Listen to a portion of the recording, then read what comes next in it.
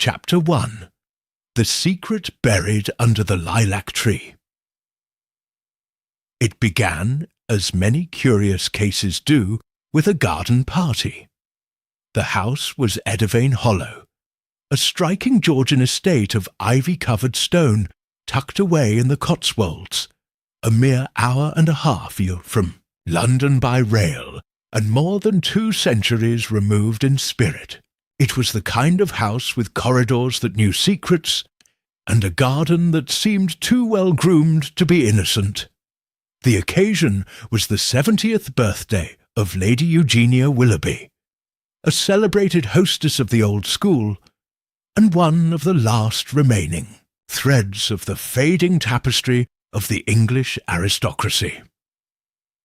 I was there not as a guest, but as an observer, accompanying my friend Hercule Poirot, who had accepted Lady Willoughby's invitation with the curiosity of a man who suspected somehow that polite smiles and heirloom sandwiches might mask darker intentions. "I have never been fond of lilac," Poirot said to me as we stood near the fountain, watching the guests parade through the gardens like figures in a particularly colourful chess match.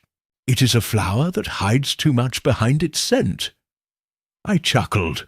"Surely a flower can't be deceitful, Poirot." He raised one impeccable eyebrow. "Ah, mon ami, you underestimate nature, but I do not. A garden is a place of concealment, and today I feel something buried." He said this quietly, and I turned to study him. His eyes were fixed on the far end of the garden, where a gnarled lilac tree stood in defiant bloom, despite the late season. Beneath it sat a solitary bench of wrought iron, and perched there, reading from a small leather-bound book, was a young woman in white. She looked up just then, and, seeing Poirot staring, offered a polite but distant smile before returning to her book. "That," Poirot murmured, "is Miss Iris Willoughby, the granddaughter." "Quite lovely," I remarked. "Quite troubled," Poirot said. "Look again." I did, and noticed then the tightness around her eyes, the nervous twitch of one hand as she turned the page, though she did not seem to be reading at all.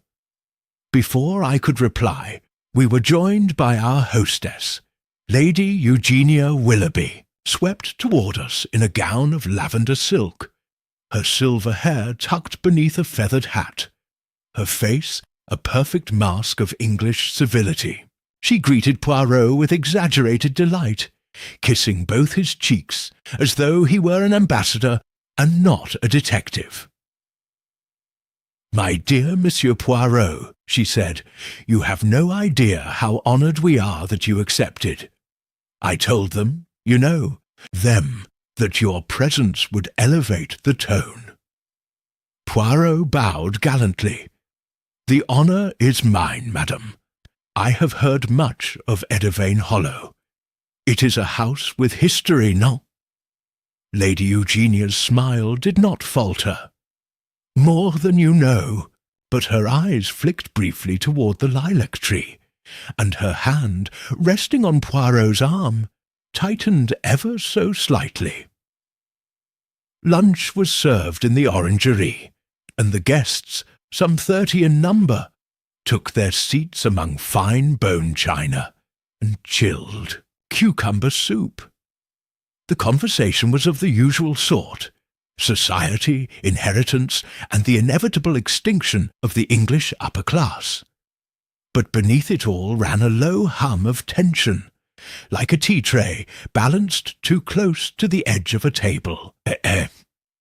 There was the daughter-in-law, Charlotte Willoughby, stern, severe, and tightly corseted, both physically and emotionally. Her husband, Maurice, the heir, sat beside her with the languor of a man who had long ago stopped fighting for relevance. Their son, Edwin, only 17, watched everyone with the calculating eyes of a hawk's chick in a nest of doves. And then there was Iris. She said little, smiled only when spoken to, and ate almost nothing. I watched her eyes flick repeatedly to the far window, where, beyond the glass, the lilac tree stood, its branches twisted, its base thick with roots. After luncheon, Lady Eugenia rose to make her speech. "My dearest friends," she began, lifting her glass, "today I celebrate not merely another year of life, but a lifetime of this house. Eddervane Hollow has been in our family for 6 generations, and I intend that it shall remain so." A polite smattering of applause followed, though I noticed Charlotte Willoughby exchange a look with her husband. It was not, I thought, a look of shared joy. "I shall be making an announcement," Lady Eugenia continued, "regarding the future of the estate, but not quite yet. After tea, perhaps." She smiled then, but the smile faltered, for her eyes, like Iris's before her, had drifted to the garden. To the lilac tree tea was never served. It was during a walk through the orchard, less than an hour later, that the scream came. It was Iris. We rushed to her voice, Poirot already running before any of us moved. She stood by the tree, white as chalk, one hand at her mouth. At her feet, half concealed among the roots, was the edge of a torn piece of cloth. Beneath it, the unmistakable form of a hand, a woman's hand, pale, slender, and very much deceased. Poirot dropped to his knees. "Mon Dieu," he whispered, "it was not just a scent I felt in the air."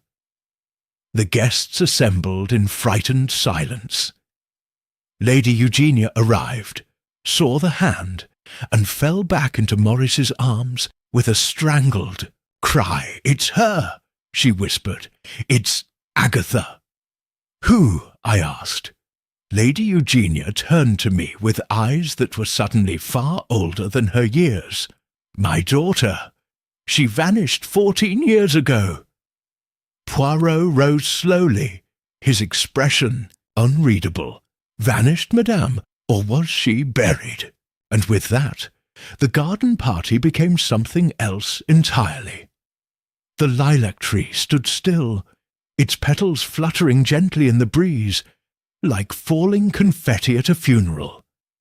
And the secret buried under the lilac tree was no longer a metaphor. Etienne was murder. Chapter 2. The Ghost Who Never Left. The body was exhumed by twilight. Local constables, hastily summoned from the nearby village, cordoned off the garden beneath the lilac tree, while the remaining guests were shepherded into the drawing-room. The fete had become a scene from a Gothic novel. Lace and pearls replaced by murmurs and unease. The air thick with questions no one dared ask aloud. I stood with Hercule Poirot a short distance from the digging. Though he had not spoken much since the discovery, his eyes missed nothing. The dirt beneath the gardener's fingernails, the trembling of Lady Eugenia's gloved hand, the way Iris Willoughby had quietly slipped away and returned with fresh lavender water, as if instinctively seeking to mask the scent of death.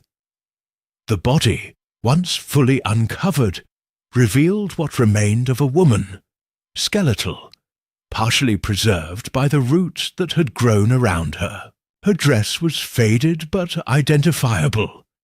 A pale floral print that Poirot later confirmed matched the description of the gown Agatha Willoughby had worn the day she vanished. "She was last seen in the garden, was she not?" Poirot asked as he crouched near the remains, speaking softly to the young constable who stood nervously nearby. Yes, sir. 14 years ago. disappeared without a trace. The family said she ran off. Some thought Paris. Poirot turned, and others. Constable shifted. Whispers about a quarrel, but nothing proved. They kept it quiet. Poirot gave a small nod, as though that confirmed something already known to him. Back at the house, the atmosphere had transformed into a cold fog of dread.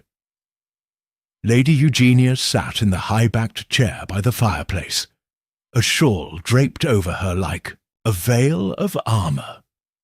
Her son Maurice stood nearby, pale-faced, clutching a brandy glass with shaking fingers. Charlotte, his wife, had taken command of the staff, issuing hushed orders while never leaving her son's side. Iris had disappeared once. Again Poirot requested that all guests remain at Edevane Hollow overnight. The constables would interview them in the morning, but he, Hercule Poirot, would begin immediately. There were questions, he said, that must be asked while shock still painted the truth plainly on people's faces. "It is in the first hour, Hastings," he said to me later in the corridor, "that the mask sometimes slips. Grief reveals as much as it conceals. We began with Lady Eugenia. She was composed, too composed. Agatha," she said slowly, "was always the rebellious one. Not improper, but impulsive. She was 22 when she vanished, and she was in love. With whom?" A pause. "Don't know." Poirot tilted his head. "You do not know, madam?" Her eyes tightened. "She kept secrets from me." "And yet you are certain she did not simply run away?" She gave a bitter smile. "Because she would have written. She was impulsive, yes, but not cruel. She would never have left me to wonder, to wait." Poirot studied her carefully. 14 years is a long time to wait." "It was longer than you think," she said, rising suddenly. "She died the day she disappeared, and I died little by little each year that followed."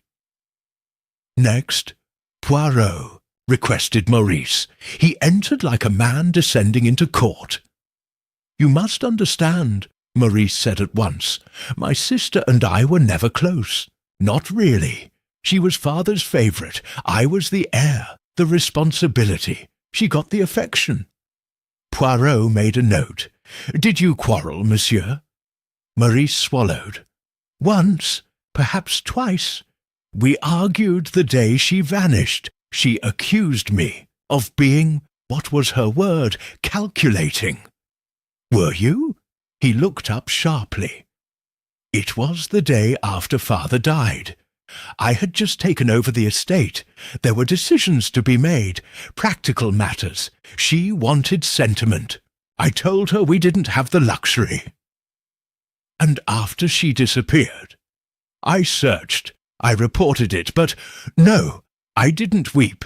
Is that what you want to hear, Monsieur Poirot?" "I was angry, because she left us. Or so I thought." Poirot regarded him silently.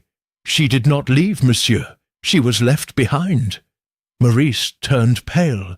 "Do you think I—" "I think," said Poirot softly, "that you are hiding guilt, but not, perhaps, the guilt I seek.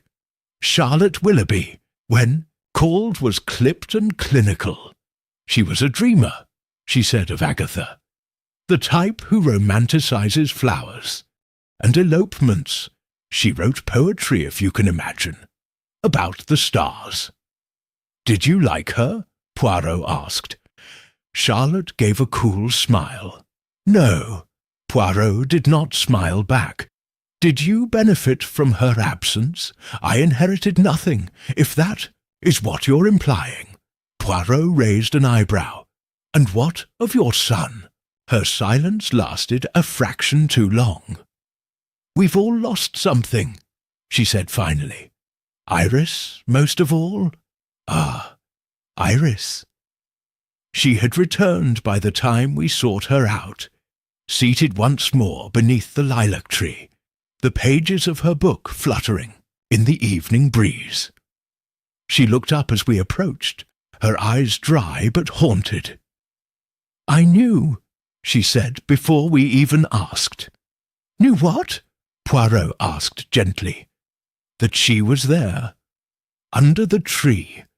I dreamed it often as a child. There was always something beneath me, rooted, trapped. I would sit here and feel watched. Why didn't you tell anyone? Who would believe a child's dream? Poirot sat beside her, careful not to disturb the wind-blown petals. Did you know her well? Your aunt. I remember her. Laugh, Iris said softly. And that she gave me a necklace once, a locket shaped like a star. She told me that when she was gone, I'd know where to find her. I thought it was a joke. Where is the locket now? She frowned. I don't know. It disappeared when I was 12. Poirot said nothing, but I saw the flicker in his eyes. He had already added the locket to his internal ledger. The interviews continued late into the night. Housekeeper, gardener, guests, but none yielded anything as striking as those first conversations. By midnight, the house had gone quiet, its walls seeming to exhale, as though exhausted by the weight of secrets unearthed. I sat with Poirot in the library, the fire low, the decanter between us untouched. You believe it was murder? I said. I do. But who would kill Agatha, and why hide her here, in the garden? Poirot looked into the flames. Because, he said softly, she was a threat to someone who needed her silence, and someone who thought that burying her beneath a tree would keep her secret forever. He rose. But you see, Hastings, secrets do not decay like bodies. Sometimes they blossom, they bloom, and eventually, like lilac in winter, they force their way into the light. Chapter 3. A House of Masks. The next morning dawned crisp and golden, sunlight dappling the frost-tipped hedges of Eddervane Hollow with deceptive warmth. Birds sang hesitantly in the hedgerows, but the house remained hushed, its occupants subdued by the grim revelation of the previous day. Breakfast was a perfunctory affair. The grand dining table, once intended for a celebratory gathering, now seated only a few. Lady Eugenia, in black velvet despite the lack of an official mourning period. Maurice and Charlotte, both tense and pale, and Iris, who sat in silence, staring into her untouched porridge. Poirot and I took our usual tea in the morning room, though the pastries remained largely ignored. He had risen early and taken a long walk around the grounds before dawn, saying only that fresh air, Hastings, is the oxygen of the little grey cells. I did not accompany him. I had no particular desire to trudge through the same garden where, hours earlier, a body had been found. By mid-morning, Poirot announced that he wished to conduct a full tour of the estate, not with the eyes of a guest, he said, but with the eyes of a gardener of truth. One must examine every corner, every shed, attic and window latch, for often the past leaves its fingerprints in the quietest places. We began with the drawing-room. Eddervane Hollow was a house built to impress. Polished oak floors, ancestral portraits in heavy gilt frames, vases no one used, and books no one read. But beneath the surface grandeur, Poirot noted signs of stress. Marks on the doorframe from a hastily removed child gate. A crack in the corniking where a painting had once hung, now missing. A fireplace that had not been used in years. "It is a house," he murmured, "that has been carefully arranged to appear unchanged." We moved to the library, where Poirot paused before a high shelf of medical journals. He plucked one volume down and opened it. "Ah," he said, nodding, "this is significant." "What is?" He held up the book. "Volume 2 is missing. The others are present. I am willing to bet that this particular volume dealt with poisons, or perhaps burial decomposition." I raised a brow. "You think the killer studied how to conceal the body?" "I think," Poirot said quietly, "that someone in this house once planned very carefully. The burial under the lilac was no accident. It was selected, chosen." The next stop was the servants' wing. The staff, though nervous, were cooperative. The housekeeper, Mrs. Plumley, a narrow woman with a hawk-like nose and a starched apron, gave us a tour of the lower kitchens and the wine cellar. "I've been with the family 23 years, she said with tight pride, "since before the master passed. Miss Agatha was a lively one, always dancing barefoot in the corridors. But she had a temper too, no doubt about it." "Did she quarrel with anyone?" Poirot asked. "Oh, yes, with Miss Charlotte often. I'd hear it from the upstairs hallway, slamming doors and raised voices. And the young master, Maurice, he was no peacemaker. Agatha always said he was going to strangle the soul out of the house." Poirot made a small note. "And the gardener?" he asked. "He's been here as long?" "Mr. Finch? Nearly 30 years. Hard man. Knows more about the grounds than any of us. Quiet. Keeps to himself." Poirot's eyes gleamed. "I think I shall pay him a visit." We found Mr. Finch in the greenhouse, an angular man in his 60s, with deep lines carved into his face and hands like tree bark. He was tending to a row of orchids with more gentleness than he showed any human. "Mr. Finch," Poirot said warmly, "your lilacs are most impressive. The one near the bench, truly remarkable. I wonder, did you plant it yourself?" Finch looked up, eyes wary. "No, sir. That tree's been there longer than I have. Grows stubbornly. Doesn't like to be pruned. Interesting. Would you say the soil beneath it is particularly rich?" Finch paused, then nodded. "Never needed feeding, that one. Blossoms even out of season. The roots go deep. I tried digging once years ago for drainage, but something put me off. Earth felt wrong. Compacted." Poirot leaned in. "Did you ever find anything beneath it? Before yesterday, I mean." The gardener hesitated. "Once," he said finally. "About 10-12 years back. I dug near the edge to replant a rose bush. Found a locket, star-shaped, dirty, but still shut." Poirot stilled. "And what did you do with it?" "I took it to the housekeeper. She said she'd return it to the family. I never saw it again." Poirot exchanged a glance with me. We both thought the same thing. The locket Iris had once lost. "Thank you, Mr. Finch," Poirot said.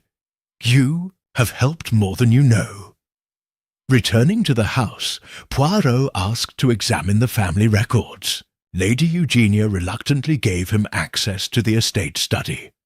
A room filled with oak drawers, brittle paper, and faded ink.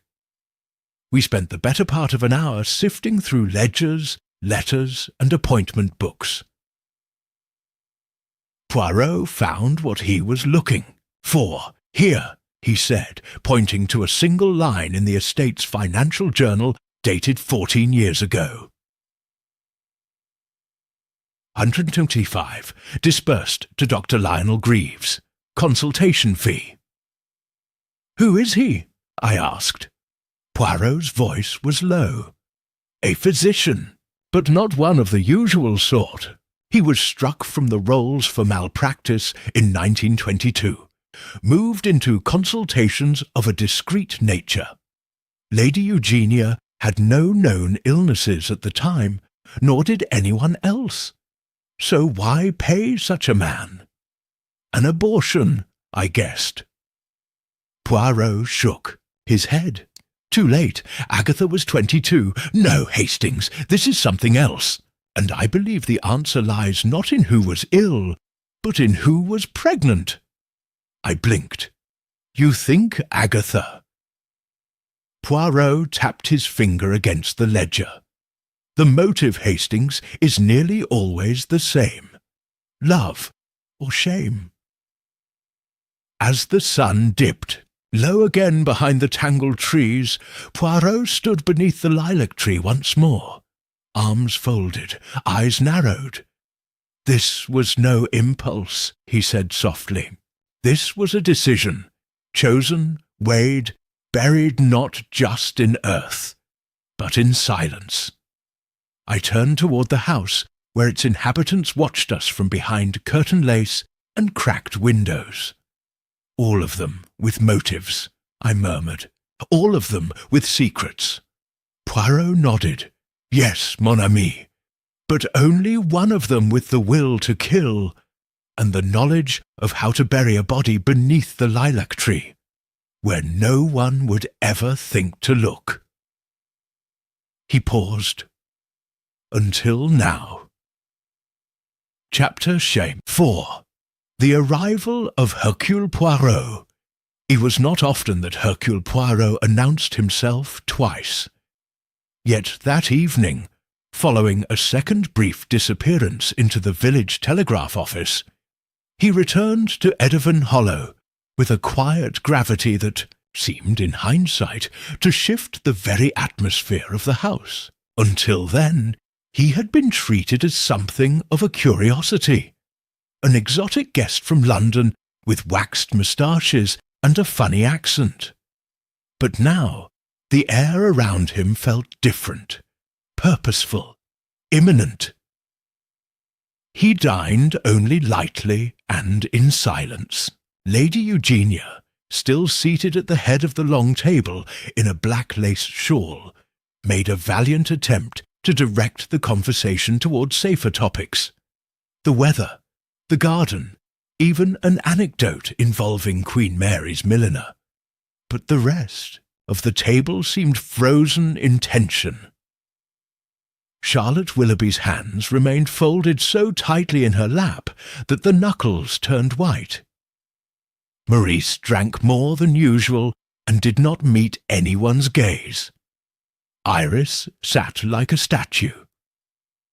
Only Edwin, the young son, seemed indifferent.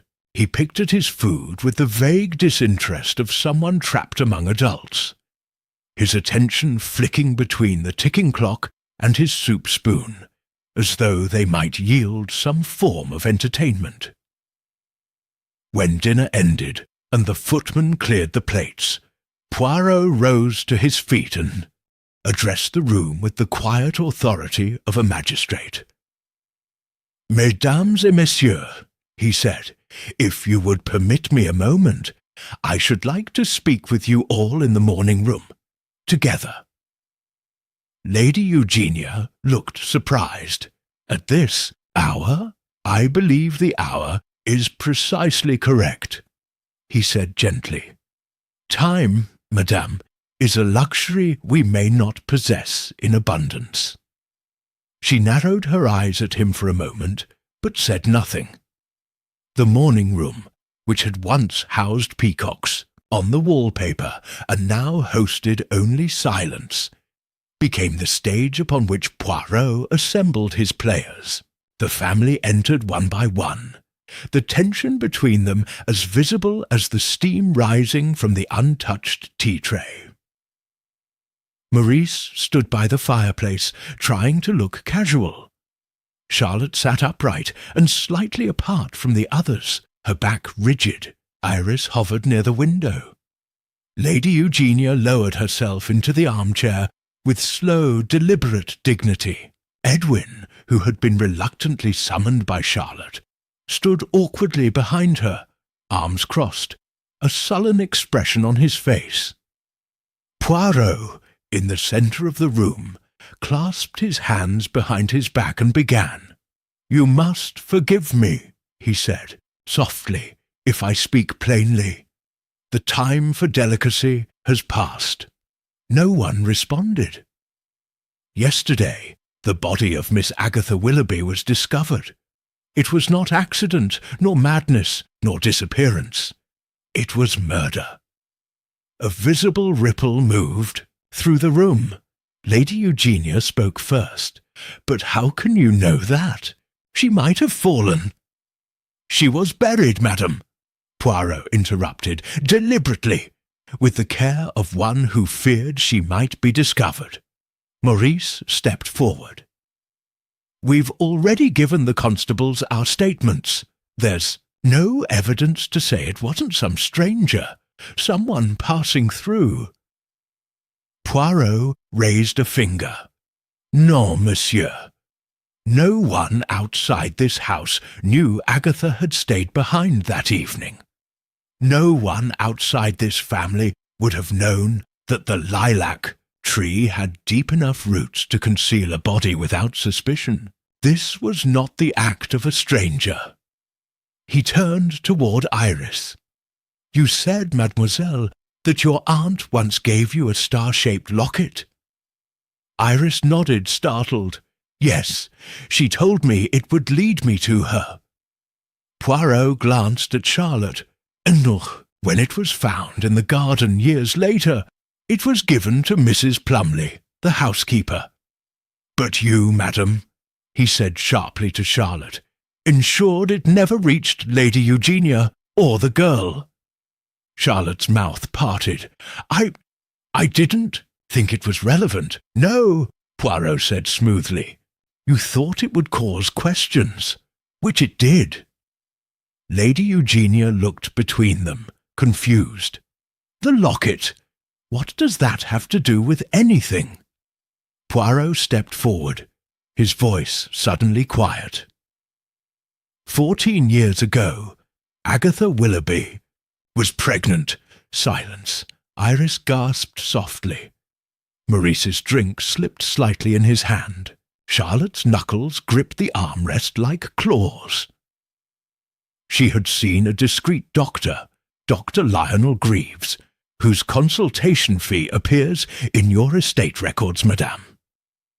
She did not tell the family, but she did tell one person, someone who had everything to lose from such a revelation. Charlotte stood. "That is an outrageous accusation." Poirot turned to her. "Is it? You had just married into the family. Your position was new, fragile, and Agatha, beloved by your husband, still wielded influence.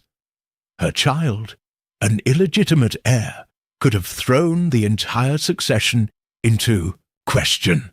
Maurice looked up sharply. What are you talking about?" "Your wife," Poirot said, "saw the future she had worked so hard to secure teetering at the edge, and she acted. Not from hatred, but fear." "I never," Charlotte began. Poirot raised his voice for the first time. "You confronted her in the garden. Perhaps it began with words. Perhaps you begged her to disappear quietly. But Agatha refused. She threatened to tell Eugenia, to go public, and then something happened." He paused. "A push, a fall, or something more deliberate?" Charlotte stared at him, trembling. "She screamed," Poirot said softly. "The gardener heard a sound that night, didn't he? A noise in the dark, but no one looked. Lady Eugenia turned to Charlotte, her voice hollow. "You knew?" Charlotte's voice cracked. "I was trying to protect this family. Everything we've built.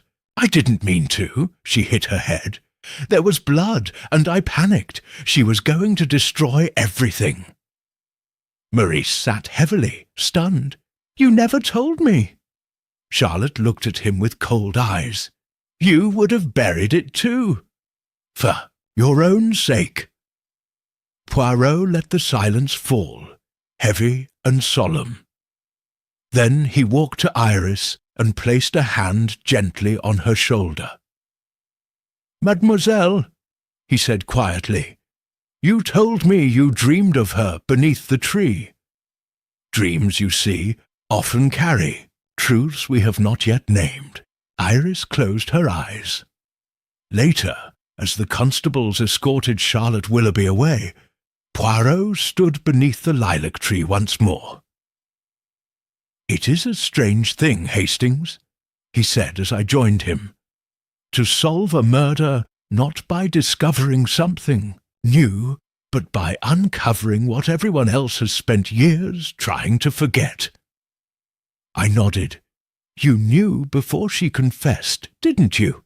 "Yes," he said softly, "because only guilt plants its roots that deeply. And like the lilac, it blooms in the wrong season." Chapter 5. The Echo Beneath the Surface. By the following morning, the frost had thinned, leaving soft dew on the lawn and a hush over Eddervane Hollow. Though Charlotte Willoughby had been taken into custody the night before, and a confession of sorts had been heard by all, the mood in the house was not one of closure, but of something far more complex. Maurice sat at the dining table in a stunned daze, his cup of tea untouched. Lady Eugenia, though outwardly composed, was pale and silent, her gaze fixed perpetually beyond the windows, where the lilac tree stood in its quiet bloom. It was Iris who appeared most changed. She entered the morning room with a strange mix of sorrow and relief etched into her face. She greeted Poirot softly, almost hesitantly, and then seated herself near the fire, as if waiting for something more to unfold. Poirot had not yet departed. Though many might have expected him to close the case and return to London, he had remained at Eddervane Hollow with a calm but resolute air, walking the grounds with his hands behind his back, occasionally stopping to peer at the rose-beds or the sundial, as though the wind itself whispered answers he had not yet spoken aloud. "Hastings," he said that morning. "The confession, said confession. It is too convenient." I blinked. "Too convenient?" "Oui. Charlotte Willoughby was desperate, yes, fearful, ambitious, even cold. But she is not, I think, a killer." I stared at him. "But she admitted it. Confessed to panic, oui. To confrontation, yes. But did she actually say she killed Agatha? Deliberately? No, mon ami. She allowed us to believe she had, because, I believe, she thought she had." I frowned. "You believe someone else dealt the final blow?" Poirot steepled his fingers. "Let us consider, Hastings. Let us walk backwards. Charlotte argued with Agatha. Perhaps there was a push, a fall, blood. But then what? Charlotte runs, panics. She leaves the scene. Does she bury the body herself? I doubt it. Charlotte is a woman of structure and precision, not earth and concealment. The burial was too exact, too thoughtful, too quiet." I hesitated. "Then who?" Poirot rose. "Let us revisit the gardener, Mr. Finch." Mr. Finch met us once again in the greenhouse, his hands buried in soil, tending to rows of waxy green. leaves with silent precision. He looked up when we approached. "Monsieur Poirot," he said guardedly. "You heard the commotion 14 years ago," Poirot said, not asking but stating. "You told no one." The gardener's jaw set. "It wasn't my place." Poirot nodded slowly. "But you did more than hear, didn't you?" Finch said nothing. Poirot stepped closer. "You found her. Later that night, or the next morning, you saw the body, and you chose to bury it." Finch dropped the trowel with a clatter. "I didn't kill her. I believe you," Poirot said gently. "But you knew who had." Finch swallowed. "I saw her, Miss Iris. She was there, standing beside the bench. The body was at her feet.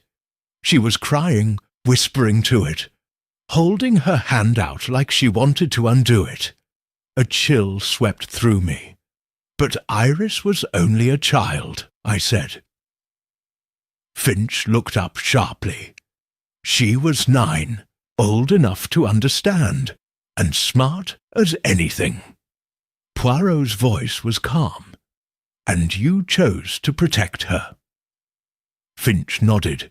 "And Miss Charlotte, too. Once I saw the blood on her sleeves the next day. I thought, better to bury it all. Better no one know." Poirot was silent a moment, then asked, "Did you ever ask Miss Iris what she had seen?" "No," Finch said. "Didn't need to. She looked haunted for years after, even after she forgot." "Did she forget?" Poirot asked softly. "I thought so. Until yesterday." We returned to the house. Iris was in the library, running her fingers along the spines of the books, as if searching for something half-remembered. Poirot approached her gently. "Mademoiselle," he said, "do you remember that day?"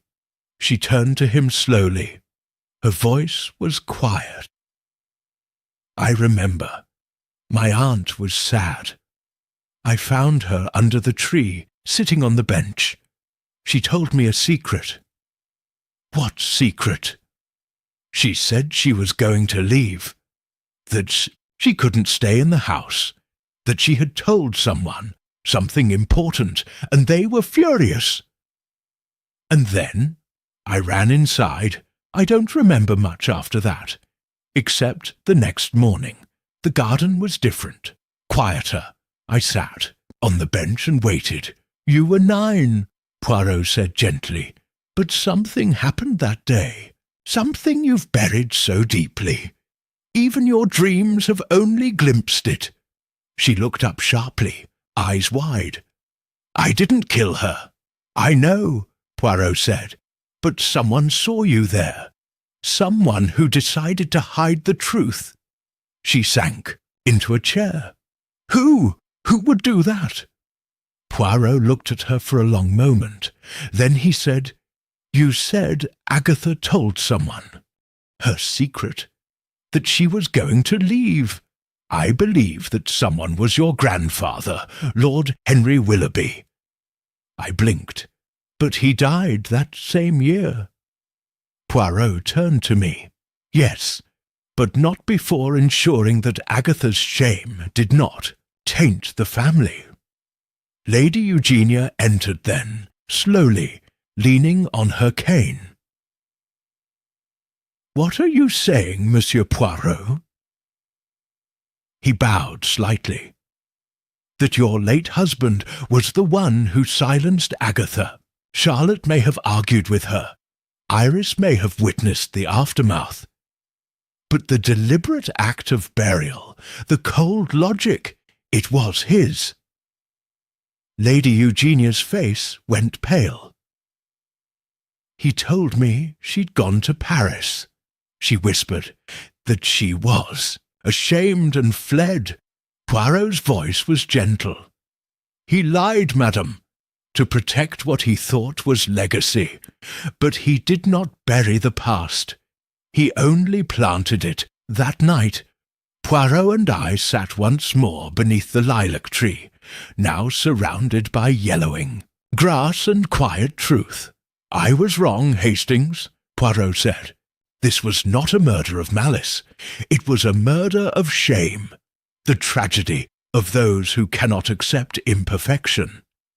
And now, Poirot smiled faintly, now the truth has bloomed at last, as all things must. Chapter 6. The First False. Late the following morning, Eddervane Hollow wore its silence like a shroud.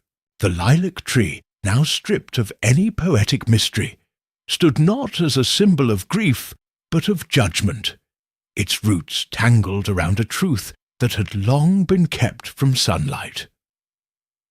But within the house, as Poirot and I moved through the dim corridors and hushed drawing rooms, a new energy stirred, one that whispered uncertainty.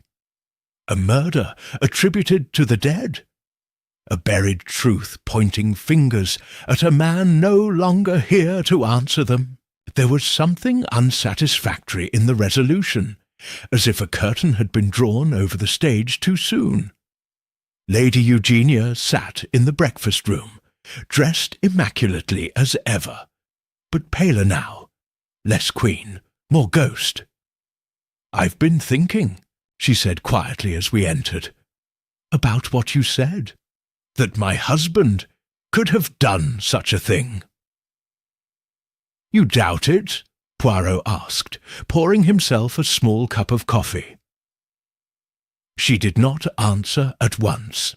Then, "No, I do not doubt that he was capable, but I do not believe he acted alone." Poirot's eyes twitched upward. "Ah?" "My husband," she said, folding her hands on the tablecloth, "was a man who did not dirty his hands unless there was someone to do it for him." It was an intriguing observation, and one that rekindled a spark behind Poirot's eyes. "You believe he had help. I believe someone new, someone still living, and perhaps they've helped keep it. Hidden all this time." Poirot gave a small bow of the head. "Then, madam, I shall look again, with your blessing." "You have it," she said firmly, "though I cannot promise you'll like what you find."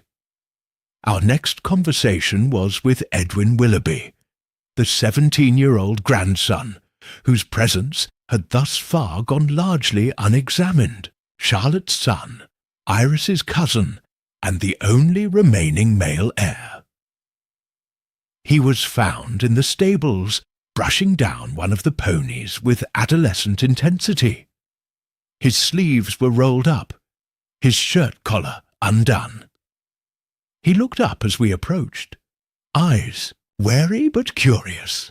"You're the detective," he said, wiping his hands on a rag. "Poirot." "I am," Poirot said, smiling. "And you are the young master of Eddervane Hollow now, n'est-ce pas?" Edwin gave a snort. "Master of nothing. My mother's gone, my father barely speaks, and grandmother walks around like she's sleepwalking." Poirot tilted his head. "And you, monsieur, how do you feel about it all?" Edwin hesitated. "I don't know. It's a mess. But I never really knew Aunt Agatha. She was just a story, a warning no one talked about." Poirot studied him. "You were not told about her? No one was, not properly. She was mentioned like a ghost. Poor Agatha, foolish girl, ran off with a scoundrel, that sort of thing." "And the tree? What about it? You've never sat beneath it?" Edwin shook his head. "No one did. After she disappeared, the whole garden felt off. Mum always said it was bad luck." Poirot stepped closer. "And what do you think?" There was a long pause. Then Edwin looked up and said something unexpected. "I think Someone else still knows something. Who? Iris. Poirot was still. Your cousin? Edwin nodded. She's changed since the body was found. Like she's remembering things she forgot, or hiding something she just realized she knew. Poirot did not respond immediately. Thank you, monsieur, he said eventually. You have helped more than you know. Later that afternoon, Poirot requested Iris join him in the library. She arrived quietly, her pale blouse soft against the dark walnut of the room. You've spoken to Edwin, she said before he could begin. Poirot's eyebrow rose. You are perceptive, mademoiselle. He thinks I know more than I'm saying. You? She looked away. Perhaps I've had dreams since I was little, of a scream in the garden, of my shoes stained with something. I always thought they were just nightmares. Poirot stepped gently closer. Do you remember your locket? She blinked. Yes. It was found by the gardener, returned to the housekeeper, and then vanished. Someone did not want you to remember. Or rather, they did not want you to believe what you remembered. Iris's throat tightened. Are you saying someone planted the dreams? I am saying, Poirot said softly, that someone used your memory against you. At that moment, a knock at the library door interrupted them. Maurice stood in the doorway, hollow-eyed and trembling. I need to speak to you, he said. Poirot nodded. Of course, monsieur.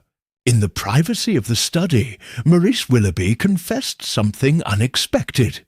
It wasn't my wife, he said. Not alone. Poirot waited. Maurice continued. She told me about the argument with Agatha, how it had gotten physical, how she ran inside, afraid she'd done something terrible. But when we returned later, the body was gone. I assumed she had fled. So did Charlotte. But a week later, my father called me into the study. He said, let this be a lesson about handling your affairs quietly. And then he poured us both a drink. Poirot narrowed his eyes. And you understood what he meant? I did. But I didn't ask questions. I told myself Agatha had brought it on herself, that she'd put the family in danger. Did you help bury her? Maurice shook his head, disgusted with himself. No, I only let it happen. Poirot was quiet a long time. Merci, he said finally. You have told the truth. Perhaps too late, but not too late to matter. That evening, as we sat once again by the fire, Poirot seemed preoccupied. I asked him, So then, Charlotte didn't kill Agatha. Your theory about Lord Henry stands, and Maurice only covered it up. Oui, Poirot said, but the question remains, who helped him? I frowned. You think someone else physically buried the body? Oui. He leaned back, folding his hands. There is one piece of the puzzle still wrong, Hastings. One presence too silent, one thread too neat. He tapped his temple. Charlotte was our first suspect, but that is often the danger of the obvious. Sat back. Then who? Poirot's eyes glittered. I do not know yet. But I begin to suspect that the lilac tree was not the only thing with roots in Edivane Hollow, and the fire crackled on, casting long wavering shadows on the study wall, like ghosts shifting just out of reach. Chapter 7. The Psychological Game. There was a strange tension at Edivane Hollow the next morning. A sensation not of peace restored, but of air being held, Lady Eugenia had resumed her habitual morning rituals with mechanical dignity. Maurice had retreated into the billiards room, where he seemed content to knock ivory balls about in futile frustration, and Iris took long, silent walks around the gardens, sometimes retracing the same paths Poirot had paced earlier in the week. And Poirot, he was watching. Not obviously. He spent most of the morning in the salon pretending to read from a leather-bound book of ancient gardening essays, but his eyes rarely stayed on the page. He studied each family member as they passed through the room, noting how their presence altered the space, who lowered their voice, who moved too briskly, who hesitated at the threshold. "They are all walking on the carpet of silence," he said to me quietly when we were alone, "and I am listening for the one who avoids the creak in the floor." I smiled faintly. "Metaphor, Poirot?" He shrugged. "Reality, mon ami." At luncheon, Poirot began his psychological game in earnest. There were 6 of us at the table: Lady Eugenia, Iris, Maurice, Poirot, myself, and Edwin. The butler had only just poured the soup when Poirot set his spoon down, folded his napkin slowly, and said quite pleasantly, "It is curious, is it not, that no one has asked who fathered the child?" Silence. Even the butler froze for half a second before gliding backward toward the sideboard like a man seeking invisibility. Lady Eugenia stiffened. "Monsieur Poirot, this is not an appropriate—" "It is a fact," Poirot said gently. "Agatha was pregnant. She told someone, perhaps more than one person. And the father, he has not come forward, even now, even after she has been found beneath the tree." Iris's spoon clinked against her plate. Maurice paled.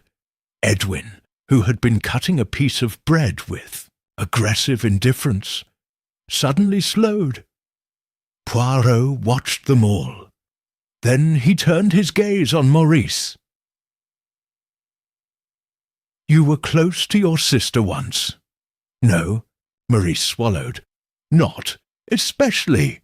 She had her own life, her own ideas." "But you shared confidences." Maurice hesitated. "Not that kind of confidence." Poirot nodded and turned to Iris. "You, mademoiselle, did you ever hear Agatha speak of someone? A man she cared for?" "No," Iris whispered, eyes lowered.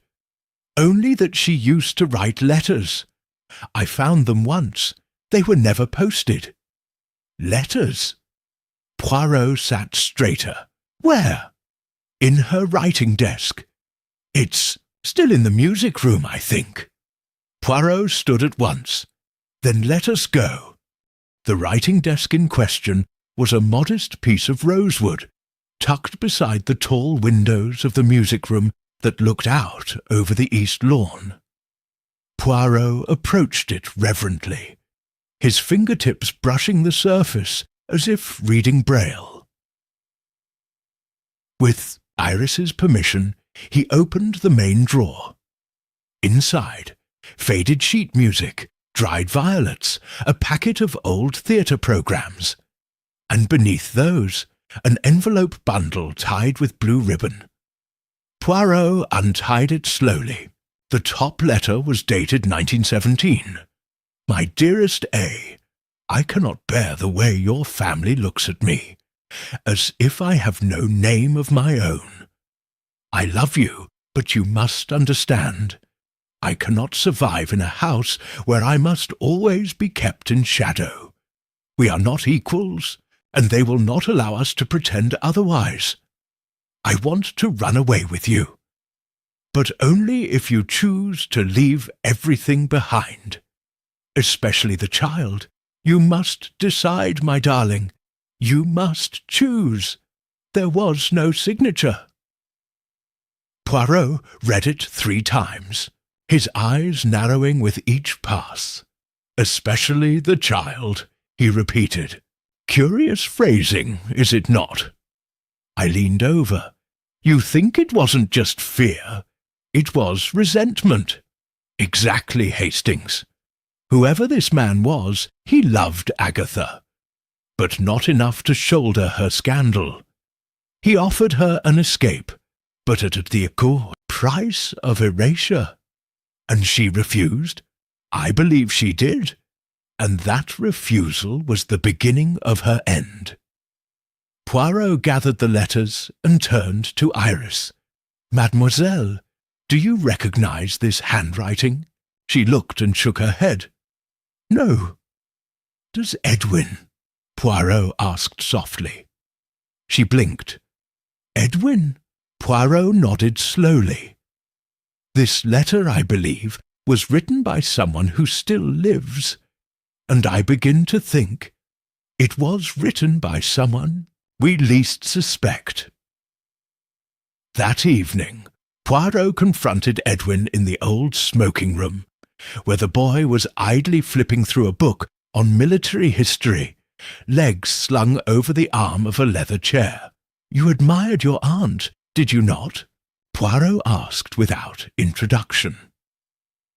Edwin looked up. "Agatha?" "Yes." Edwin shrugged. "She was dead before I could know her." "Ah, but the dead often leave stronger impressions than the living." Poirot sat. "You spend a great deal of time alone, monsieur. You watch, you listen, you see things others miss. I admire that." Edwin narrowed his eyes. "Is this supposed to flatter me?" "No. It is meant to prepare you." Poirot drew a letter from his pocket. "The one from the desk. This is your father's handwriting, is it not?" Edwin looked at it. His brow furrowed. "Yes." Poirot studied him. "Do you understand what that means?" There was a beat. Edwin looked at the letter again. Then he paled. "My grandfather didn't kill her," he said. Poirot didn't answer. "My father did." Poirot nodded slowly. "I believe so. It explains everything. The inheritance, the pressure, the silence. Agatha was going to name him. He stopped her before she could. And your mother, she helped conceal it. Perhaps she even believed it was. An accident." Edwin stood trembling. "What do I do with that?" Poirot rose too. "You do nothing, monsieur, except carry it wisely." That night, Poirot returned to the lilac tree once more, the stars above dim and the earth damp with memory. "The tree," he said to me, "has more to say, mon ami, and we are only just beginning to listen." I did not answer. For once I simply stood beside him and let the silence speak, and behind us the house stood tall and elegant, its beauty undisturbed, its shadows deeper than ever. Chapter 8. A secondary mystery. It was the kind of rain peculiar to the English countryside, fine, persistent, and more like a damp sigh than a proper storm. The garden paths of Eddervane Hollow gleamed faintly in the grey light, and the lilac tree stood dripping and solitary, its branches brushing the soil as if in mourning. By the third morning following Charlotte's arrest and Maurice's half-confession, the mood within the house had shifted again. Not closure, not even grief, but something quieter and harder to name. Unease without shape, like a dream forgotten the moment you wake. Poirot was restless. "Non, Hastings," he said over breakfast, leaving his toast untouched. "We are missing something. Quelque chose d'essentiel. The events surrounding Agatha Willoughby's death are not yet complete." I raised an eyebrow. You believe another crime was committed?" Poirot gave a small nod. "I believe a crime has just now been committed." Before I could ask further, a sudden clatter echoed from upstairs, followed by hurried footsteps and a voice raised in alarm. It was Iris. She stood at the foot of the staircase in her dressing gown, clutching something tightly in one trembling hand. Her face was pale, her breath shallow. Poirot reached her at once. "Mademoiselle, what is it?" Someone broke into my room." Poirot's brow lifted. "When?" "Just now, while I was bathing. I heard the latch and footsteps. When I came out, the drawer by my bed was open, and this—" She held out the item in her hand. It was the star-shaped locket, the same one she had believed lost, the one the gardener had found, the one that, according to all logic, should not have returned. Poirot took it gently. "You found it where?" "In the drawer, but it wasn't there before." We all stood frozen. Iris's voice was shaking. "I think someone's trying to frighten me." Poirot turned the locket over in his hands. It was old, tarnished silver, the clasp delicate. He pressed it open. Inside were 2 miniature photographs, faded and yellowed. One was unmistakably Agatha Willoughby, smiling softly. The other, blank. The image had been torn or scratched away. Poirot's expression darkened. "Someone does not wish for this to be seen," he murmured. Lady Eugenia, who had appeared silently behind us, looked as though a ghost had stepped into the hallway. "That locket," she whispered. "It was a gift from her father. Agatha wore it always." Poirot nodded. "And someone has kept it all these years, hidden, perhaps even carried it, and now returned it. But why?" "To scare her," Eugenia said, looking at Iris. "Or to send a message." Poirot turned to Iris. "Mademoiselle, did anyone else know you would be away from your room just now?" She shook her head. "No one. I took my bath earlier than usual." Poirot's eyes narrowed. "Then the timing is too precise to be chance. Someone is watching." Later that day, Poirot conducted a meticulous search of the entire second floor. He inspected the window sills for marks of tampering, tested hinges, measured dust patterns in the hallway. It was in Iris's room that he lingered the longest. After some quiet pacing, he stopped at her wardrobe and ran a hand along the baseboards. "Hastings," he said, beckoning me. I joined him as he carefully removed a loose floorboard beneath. The wardrobe. Inside, nestled in the shallow cavity, was a small velvet pouch. Poirot opened it. A tiny vial of amber liquid gleamed in the light. Iris gasped. "What is that?" Poirot did not answer immediately. He sniffed the opening, then recorked it and slipped it into his pocket. "It is not perfume," he said, "and it was not placed here by accident." "Poison?" I asked. "Not a fast one, if it is. Something subtle, perhaps meant to be introduced slowly, either through scent or skin." Iris sat on the bed. "I don't understand. Why me?" Poirot's tone softened. "Because you are remembering, and because your memory frightened someone." That evening, Poirot requested Lady Eugenia, Iris, Maurice, and Edwin join him in the drawing-room once again. The rain had grown heavier, beating against the windows in steady rhythm. "This," Poirot said, placing the locket and vial on the table, "is not only a murder case of the past. There is someone among us who still fears discovery. enough to trespass, to threaten, and possibly to kill again. Maurice, eyes bloodshot, leaned forward. But what does the locket mean? Why put it back now? Poirot turned to him. Because it contains the answer to the one question no one has dared ask. Who fathered Agatha's child? He opened the locket again, showing the defaced side. Someone removed their image. Someone wanted to erase their place in her story. Edwin stood slowly. He crossed to the table and stared at the photograph. "My father," he said quietly. Poirot did not speak. Edwin turned to Lady Eugenia. "He got away with it, didn't he? All these years, everyone blamed grandfather. But it was him."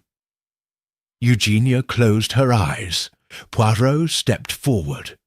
"The photograph, if restored, may yet reveal the truth. I have already wired a photographic specialist in London.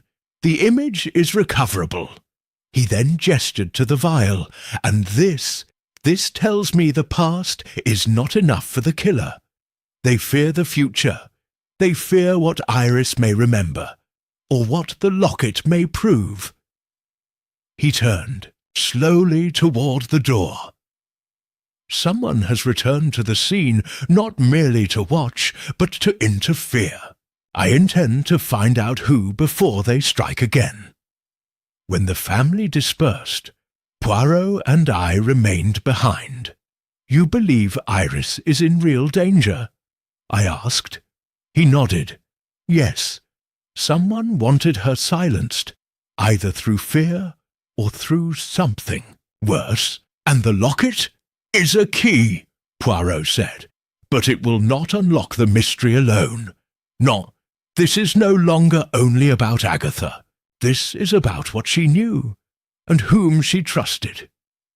He stared at the fire. "Hastings," he murmured, "do you remember what Iris said? That Agatha promised she'd know where to find her?" "Yes." Poirot's eyes narrowed. Agatha did not mean the tree. She meant the locket, and with that he rose and retrieved the velvet pouch once more, this time tilting the vial into the fire. The flames hissed, then bloomed into a strange green flare.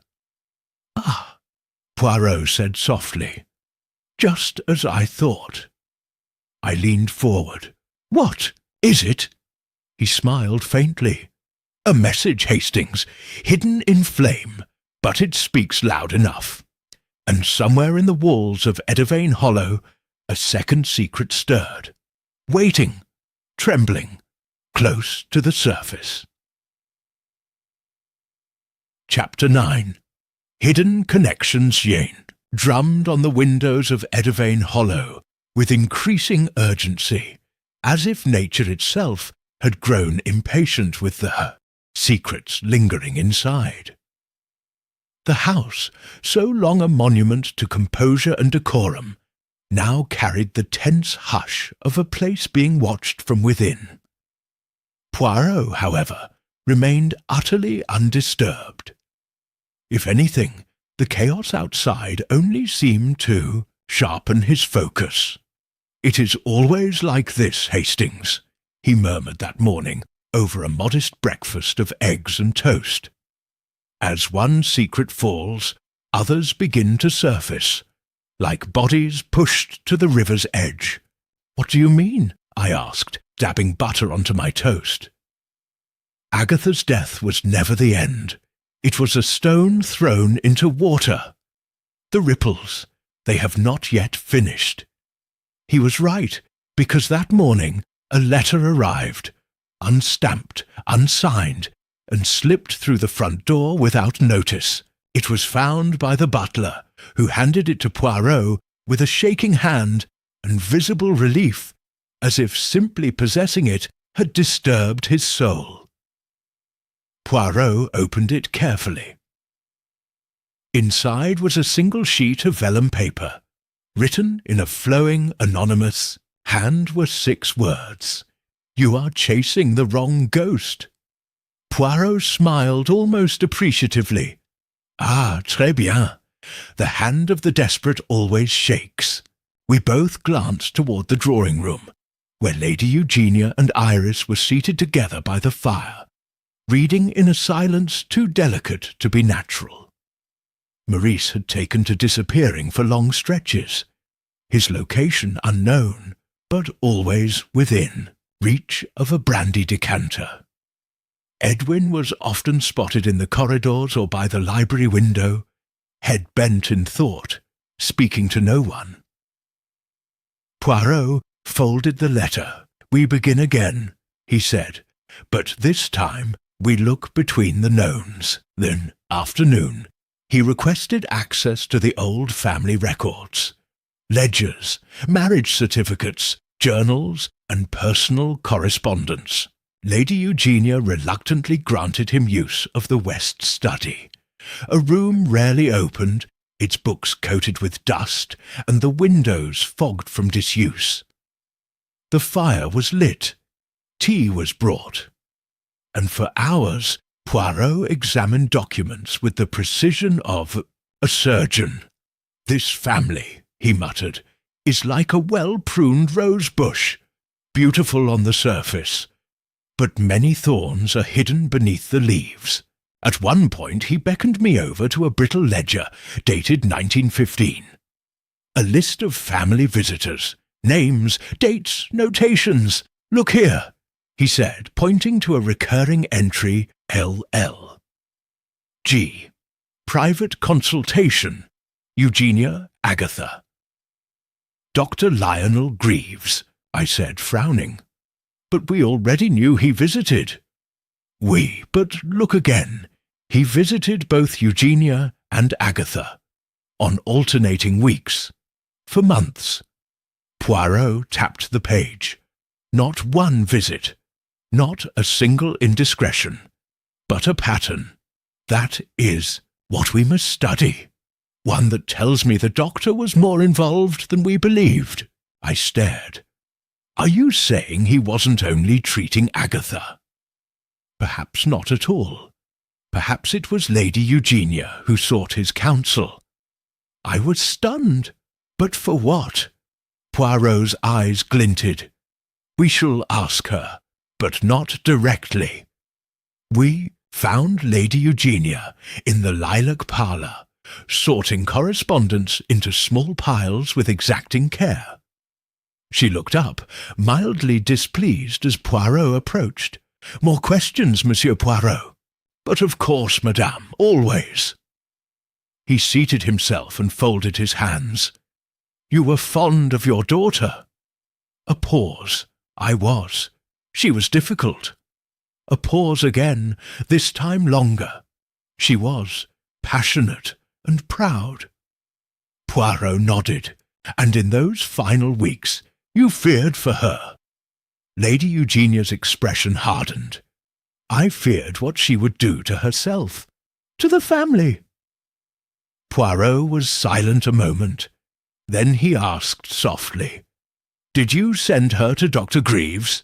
There it was, a flicker, a pause too long. "I did." "Why?" She hesitated. "She needed help, emotional, I mean." Poirot tilted his head. "And you?" Lady Eugenia blinked. "What?" "His records show he treated you as well. At least 6 visits. Were you also in distress?" A long silence. "I was afraid," she said eventually. "Afraid of what would happen to this house, to our name. I was afraid that Agatha's actions would undo everything we had spent generations building." Poirot leaned forward. "Did you ask him to persuade her to leave?"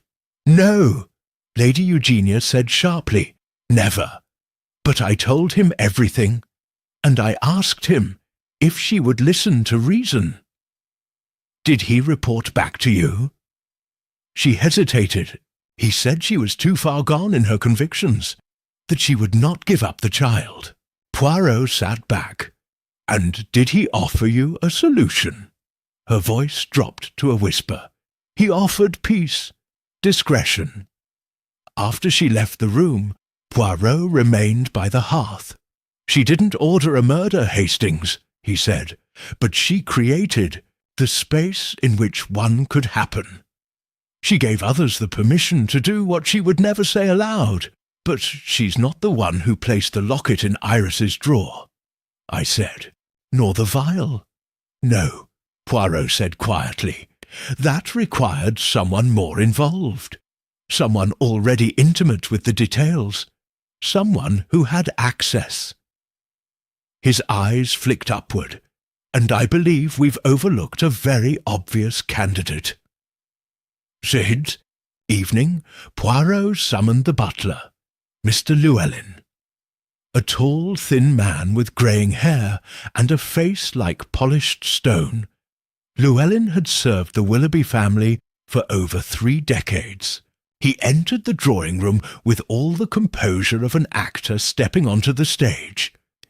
"You called for me, sir." Poirot motioned for him to sit. "I believe you were the one who found the unsigned letter today." "Yes, monsieur. In the vestibule." "You read it?" The man hesitated. "Only the first line, sir. I saw no signature and assumed it was private." Poirot nodded slowly. "And the locket, Mr. Llewellyn? Do you know how it came to be in Miss Iris's drawer?" The butler's jaw clenched. "Yes, it's—" "Dears, do not. May I ask where you were during that time?"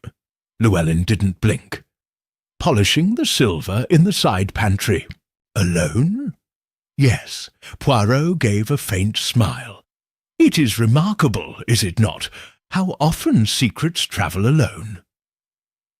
There was a pause, then the butler spoke. "I served Lord Henry Willoughby for 32 years, he said. "I carried his secrets to the grave, and I have carried them since. But I did not harm Miss Agatha, I swear it." "Yet you protected the one who did," Poirot said softly. Llewellyn looked down. "There are some debts that go beyond justice, and some truths that belong to the dead." Poirot leaned forward. "But you see, monsieur, that now the living are being punished for it." The butler said nothing, and Poirot, satisfied for the moment, dismissed him. Back in the study, Poirot folded the day's notes into a single line of thought. "It is not enough," he said, "to know who buried Agatha." He turned toward me. "We must understand who tried to bury her again." And outside in the garden, the rain turned to mist, soft and constant, like memory, refusing to be erased. Chapter 10. Poirot's Secret Clue. The next morning brought with it a startling calm. The rain had ceased sometime in the early hours, and a thin silver fog curled itself around the gardens like a shawl forgotten on an armchair.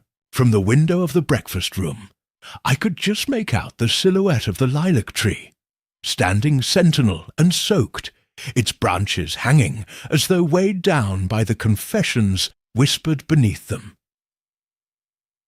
Poirot, unusually quiet, sat with a single cup of black coffee, untouched. "You see it now, don't you?" I asked, buttering my toast. He did not answer at first, his gaze fixed on the garden. "Hastings," he said finally, "you recall the letter, n'est-ce pas? You are chasing the wrong ghost." Of course, there was something about the handwriting, not the script itself, but the rhythm. The rhythm? Oui? He lifted the envelope from his pocket and handed it to me. "Look at the pressure of the pen here, and the slight hesitation between the ah and the in wrong. It is someone who was forcing themselves to write smoothly, but who is not naturally elegant." I peered at it, shrugging. "I'm afraid it looks like just handwriting to me." Poirot smiled thinly. "That is because you look with your eyes. I, Hastings, look with my little grey cells." He rose abruptly. "I must see the gardener. Now." We found Mr. Finch pruning the edge of the southern hedge maze, shears in hand, a small clay pipe resting unlit on a nearby bench. The old man looked up as we approached. "Something else turned up, sir. Poirot did not waste time. You told me you found the locket years ago. I did, and gave it to the housekeeper. Yes." Poirot folded his hands behind his back.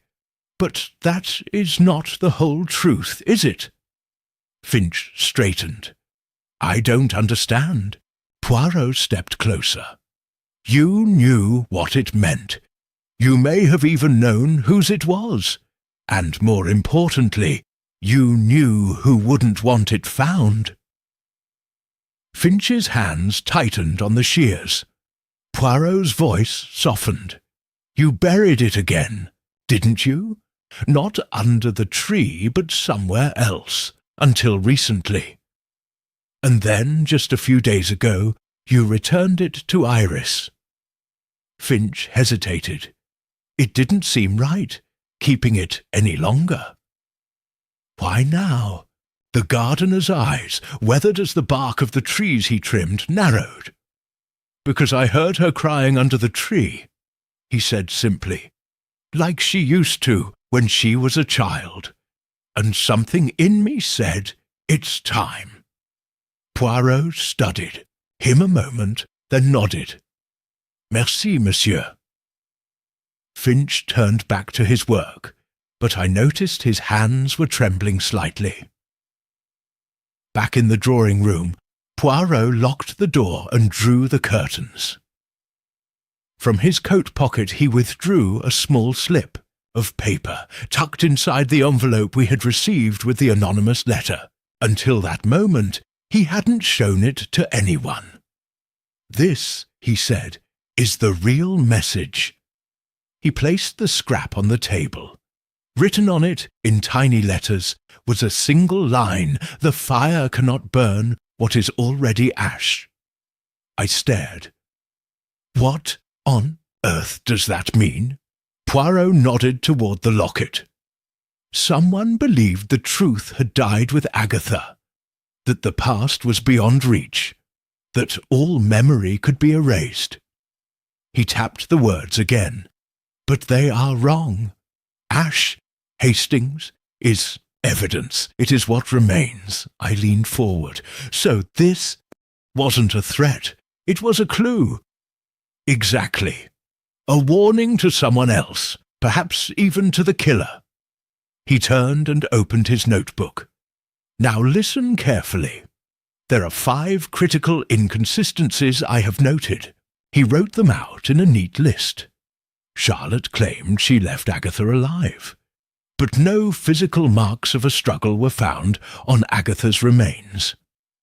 Maurice stated he and Charlotte returned to the scene, but no sign of their footprints or tools was ever recorded, meaning someone else intervened between their exit and the burial. The gardener found the locket near the surface, yet the body was deeply buried, with earth compacted over it. This suggests the locket was either dropped during a second visit or deliberately placed. The handwriting on the anonymous note mirrors Edwin's school report annotations, deliberately disguised, but with telltale spacing. The vial of amber, liquid when burned, produced a faint chemical trace of myrrh and sage, a mixture used in ceremonial embalming, not poison. I blinked. Ceremonial? Poirot nodded. Hastings, this was not merely concealment, it was ritual. Someone buried Agatha with intention, with meaning. This was not an accident, nor even a crime of passion. He stood, pacing now. I believe the person who buried Agatha considered themselves her protector. You mean someone loved her? Yes. Perhaps unrequited, perhaps misguided, but love, yes. And love, when denied, can be more dangerous than hate. That afternoon, Poirot asked to see Iris alone. They sat beneath the lilac tree, the sky above them clearing in slow patches. I watched from the window, trying to read their lips. Iris said little. Poirot spoke gently, hands folded on his cane. At one point she clutched her arms to her chest and shook her head. He nodded, said something softly. Then she froze.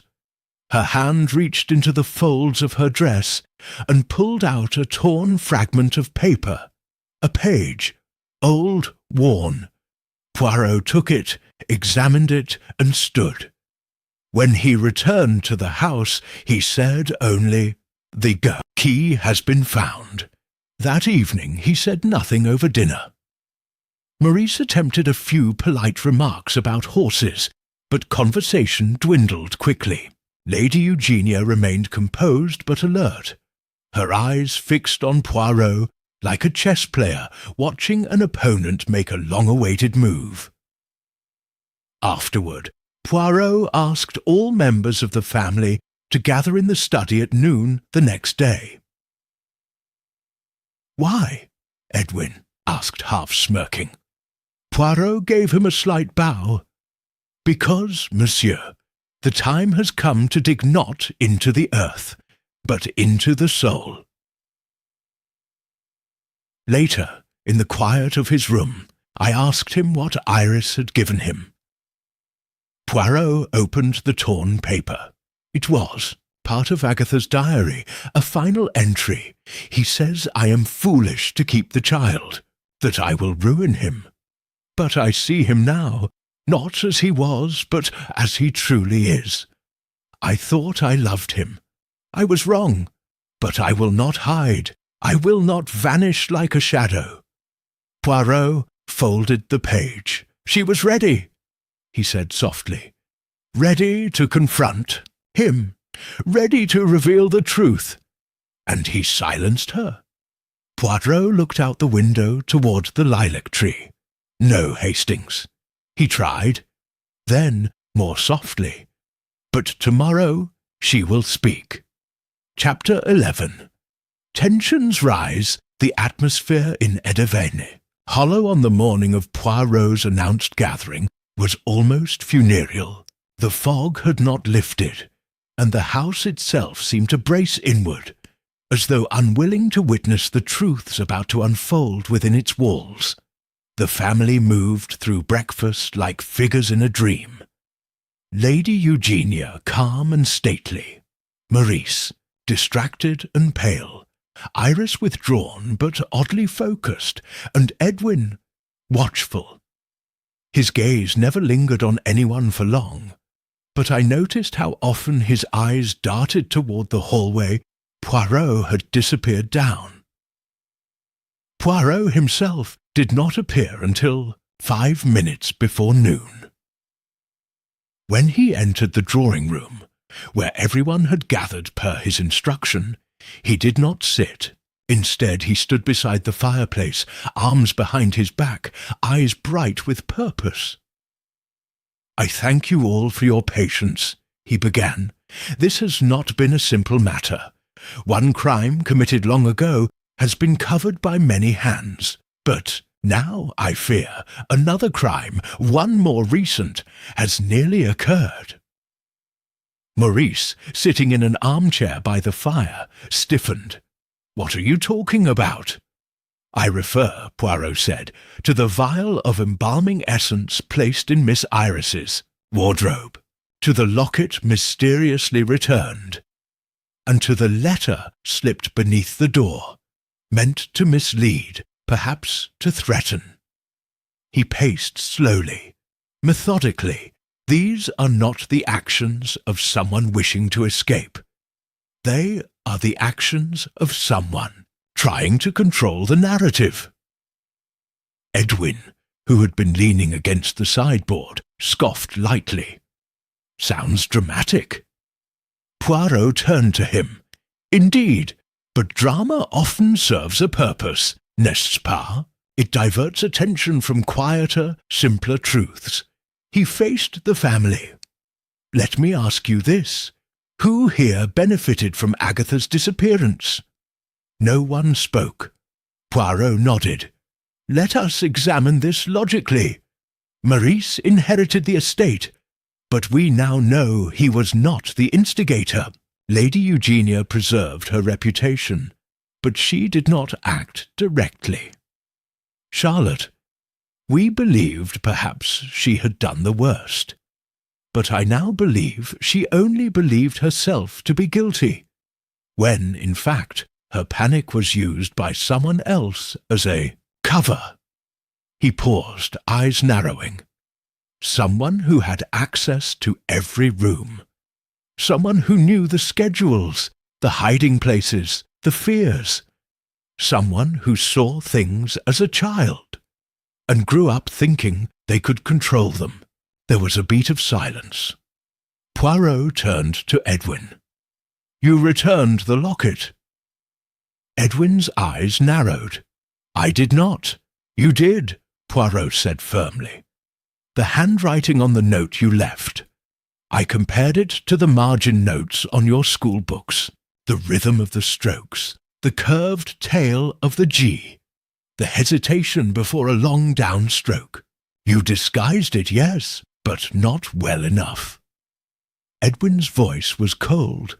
That doesn't prove anything. No? Poirot stepped forward. You were always curious, were you not? Always watching. You saw the confrontation between your mother and Agatha. You saw your grandfather enter the garden that night, and I believe you heard what happened next. Edwin did not reply. Poirot continued. You have carried that knowledge all your life. Perhaps at first it frightened you, but then, perhaps, it gave you power. You used it to remain untouchable, clever, observant, always one step ahead. Maurice stood abruptly. Poirot, that's enough. He's just a boy. He is 17, Poirot said, his voice sharp, and clever enough to manipulate grown men. He knew Iris was remembering, her dreams, the locket. He feared she might say something that would implicate him. Iris looked at Edwin now with a mixture of horror and dawning comprehension. You wanted me to doubt myself, she whispered. You made me feel like I was going mad. Edwin gave a cold smile. You always were a little fragile, cousin. Easy to rattle. Poirot stepped between them. You returned the locket to destabilize her. You placed the vial to suggest danger. You crafted fear, all while hiding behind the innocence of youth.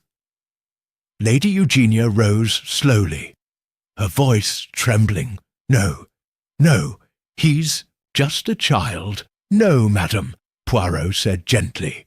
He is a child of this house, raised in silence, fed on secrets, and taught that control is power. Edwin's face had gone pale. You cannot prove any of it, he said. Poirot nodded. Perhaps not to a court, but I do not need the law to see the truth. He withdrew a folded paper from his breast pocket, the final diary fragment from Agatha. Iris remembered this, he said, and I pieced it back together from the burnt edges she found hidden beneath the drawer. He read aloud. He warned me. He said the family could not afford my scandal, that it would ruin everything, but I will not be erased.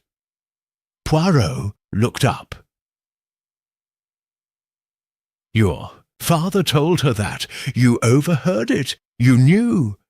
And when she was gone, you kept the secret, until it became your tool. Maurice's face collapsed. He looked at Edwin like seeing him for the first time. You knew what I'd done?" Edwin's voice broke for the first time. "I watched you lie about it every day. I thought if I had the truth, I had power. And maybe you'd never abandon me the way you did her." Silence fell. Then Lady Eugenia stepped forward and slapped Edwin hard across the face. Tears brimmed in her eyes. "I built this house for pride," she said, "but I filled it with fear." Poirot lowered his head. "Sometimes," he said softly, "the sins we bury grow deeper roots than the ones we speak aloud." He stepped back. "I believe the truth is now in the open. What you choose to do with it, mesdames et messieurs, that is for you to decide." Later that night, as the house finally slipped into silence, Poirot and I sat by the fire. "It was never just about the murder, was it?" I asked. He shook his head. "No, it was about what is left after one. The lies, the ghosts, the habits. Agatha's death was the seed, but this was the harvest." And outside, beneath the window, the lilac tree stood quiet and still for now. Chapter 12. The Confrontation. The following day, Eddervane Hollow did not stir until well after the sun had risen. A heavy silence had settled over the house. Not the mournful kind, but the stunned, suspended quiet that comes after a blow has been struck but not yet absorbed. Lady Eugenia remained in her suite all morning, having dismissed her maid and refused breakfast. Maurice kept to the billiards-room, nursing a second glass of whisky before noon. Iris walked the gardens alone, stopping briefly at the lilac tree, but never sitting on the bench beneath it. As for Edwin, he had not been seen since the evening before. Poirot, however, was wide awake and already dressed in his finest grey suit. He had taken a solitary breakfast and was now walking slowly through the library, his fingertips brushing the spines of the books, his eyes half closed. He was waiting. By late morning, the housekeeper reported that a note had been left on Poirot's writing table. He read it and smiled grimly. "He will come," he said. "Who?" I asked. Poirot folded the note neatly and tucked it into his waistcoat. "Edwin. We found Edwin an hour later in the old chapel ruins at the edge of the estate. A once proud stone shell now choked with ivy and the remnants of birds' nests. It was a place Iris had once described to Poirot as where the house goes to forget itself." Edwin sat on the edge of the collapsed altar, one knee drawn up, arms resting. Over it, his dark hair hanging over his eyes. He did not look up when we entered. "You've come to finish the show?" he asked. Poirot stepped forward, his voice quiet. "I came to ask you one final question, mon garçon." Edwin gave a bitter laugh. "Oh, another riddle. I thought you already knew everything." "I know almost everything," Poirot said, "but not the why. And without that, the puzzle is only half solved." Edwin was silent for a long time. Then, slowly, he said, "I didn't mean to hurt her." "You mean Iris?" I asked. He shook his head. "Agatha." Poirot said nothing, only waited. "I was only a boy," Edwin went on, "but I remember her. I remember the way she looked at me. Not like the others did, not like some legacy or obligation. She saw me. He looked up then, and his face, for the first time, showed something more than calculation, something cracked and human. She used to bring me little things from the village. A book, a sweet, She told me once that she would take me with her. When she left, that she couldn't trust anyone else in the family." Poirot nodded slowly. "You loved her?" "Yes." "And when she died?" "I didn't understand it. Not all of it, but I knew it had to do with what she told me. That night, I heard the fight. I heard my father shouting, then silence. And then I saw him, dragging her toward the tree. He swallowed. I followed. I wanted to stop him. I wanted to scream. But I was a coward. Poirot knelt beside him. And so you kept the secret. I thought if I said nothing, the pain would go away. But it didn't. It grew teeth." Poirot said gently, "That is why you brought back the locket." Edwin nodded. "And the note, the vial. I wanted to shake them all. I wanted someone to see. Not just what happened, but what they allowed to happen." Poirot sighed. "You tried to make the truth rise by turning memory into theatre." Edwin looked at him with hollow eyes. "Did it work?" "It did," Poirot said, "but not without cost." We returned to the house in silence. Edwin did not run, nor argue, nor hide. He returned to his room and shut the door gently behind him. Poirot went straight to Lady Eugenia. She sat in her study, a stack of untouched correspondence on her lap, her face lined with the effort of containing her sorrow. "Madame," Poirot said softly, "your grandson has spoken the truth." "I know," she said, not lifting her head. Poirot hesitated, then said, "And now you must decide. The law may not reach him, not fully, but he is not beyond your justice." She looked up then, and her eyes were wet. "He's my last blood," she said, "but he is also my last failure." "No," Poirot said, "not failure, legacy. And what you do next will shape his future far more than what he has done already." She nodded once, then dismissed him. That evening, Poirot and I sat by the fire in the drawing-room. The rest of the family had retired. Early, the house unusually quiet, as though it too had run out of breath. Poirot stirred his tea without sipping it. "It is strange," he said. "We think of murder as an act of rage, of impulse.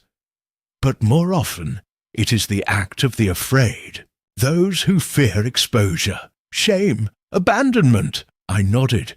"You think Edwin feared all of that?" "No," he said.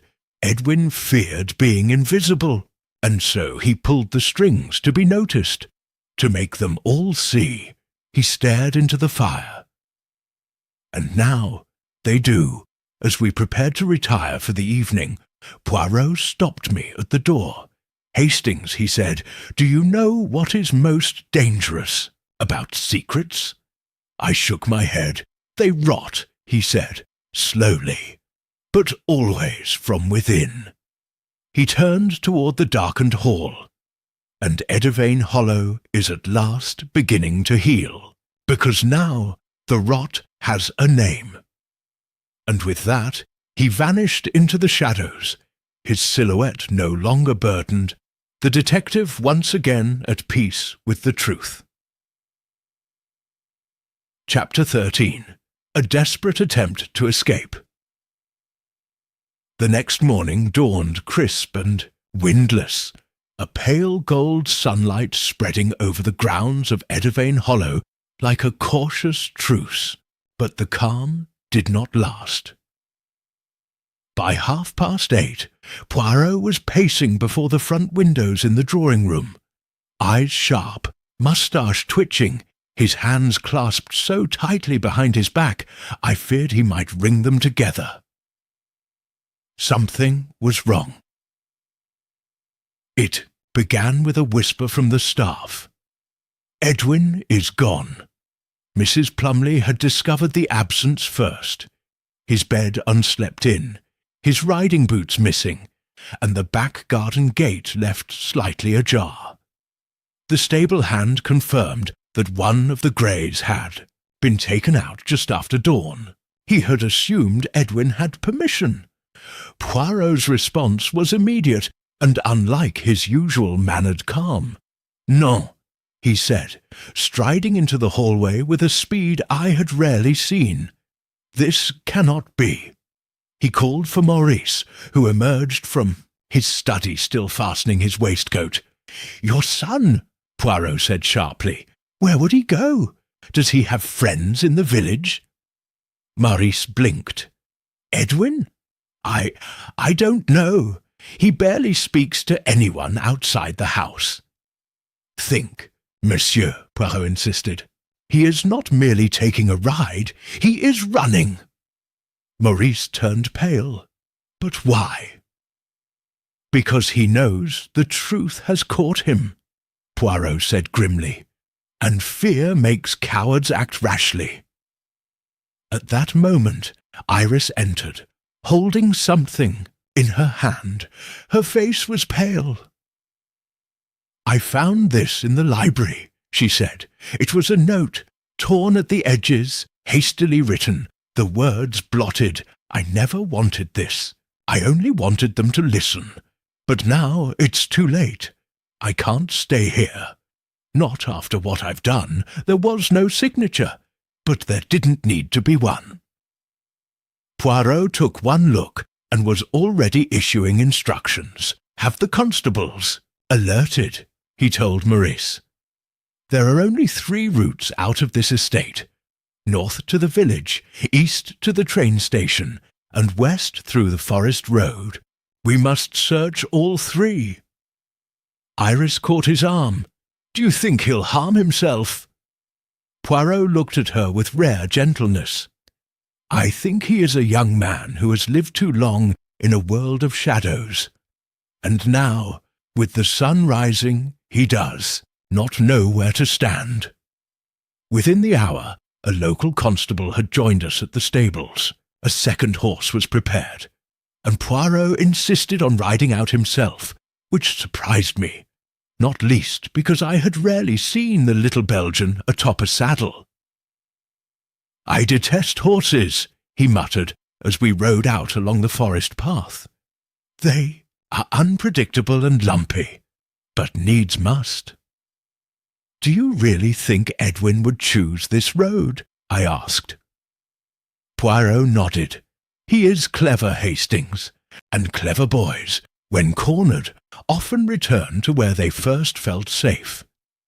The chapel is too exposed now, but the old hunting lodge beyond the forest, that is where I would go." The lodge had not been used in years. It was a modest brick cottage, tucked behind a thicket of overgrown firs, once a weekend retreat for Lord Henry's shooting parties. The roof was mostly intact, and the key, as Finch had once told Poirot, was hidden beneath a loose brick in the porch. When we arrived, the door stood slightly ajar. Poirot raised a hand for silence and dismounted quietly. I followed, heart racing. He pushed the door open gently. Inside, dust hung in the air like a suspended sigh. The fireplace was cold. A thin beam of sunlight cut across the wooden floor, and in the far corner, slumped against the wall, was Edwin. His head was resting against a stack of old blankets. One of his hands dangled limply to the side. Beside him sat a small glass bottle, uncorked. Poirot rushed forward, dropping to one knee. "Non, non, non, mon garçon, what have you done?" But Edwin opened his eyes slowly. "I couldn't go through with it," he said, his voice weak. "It was just ink. Water and ink. I wanted to scare them, but I couldn't do it." Poirot exhaled deeply, placing a hand on his shoulder. "You are safe now." Edwin turned his head. "I didn't mean to run. I just couldn't bear the look in Iris's eyes, or my father's." Poirot sat beside him on the floor. "Because you saw in their eyes what you feared in yourself," he said, "that you were beyond redemption."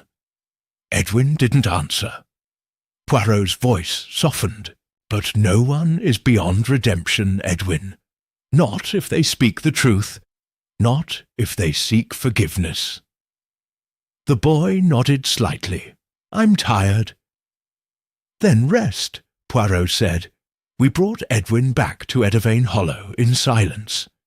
Lady Eugenia met us at the door, but said nothing. She took one look at her grandson and stepped aside, letting him pass. It was Iris who sat with him later that afternoon, by the fire in the drawing-room, reading aloud from a small book of poetry Agatha had once owned. I saw her place the locket in his hand. He didn't speak, but he didn't let go of it either. Poirot watched all of this from the far window, arms folded. "You believe he's truly remorseful?" I asked him later. "Yes," Poirot said. "He has crossed the line where performance ends and truth begins. He will not run again." "And what of the law?" Poirot's eyes narrowed slightly. "There is no law that can arrest a child for what he witnessed, nor for what he failed to stop.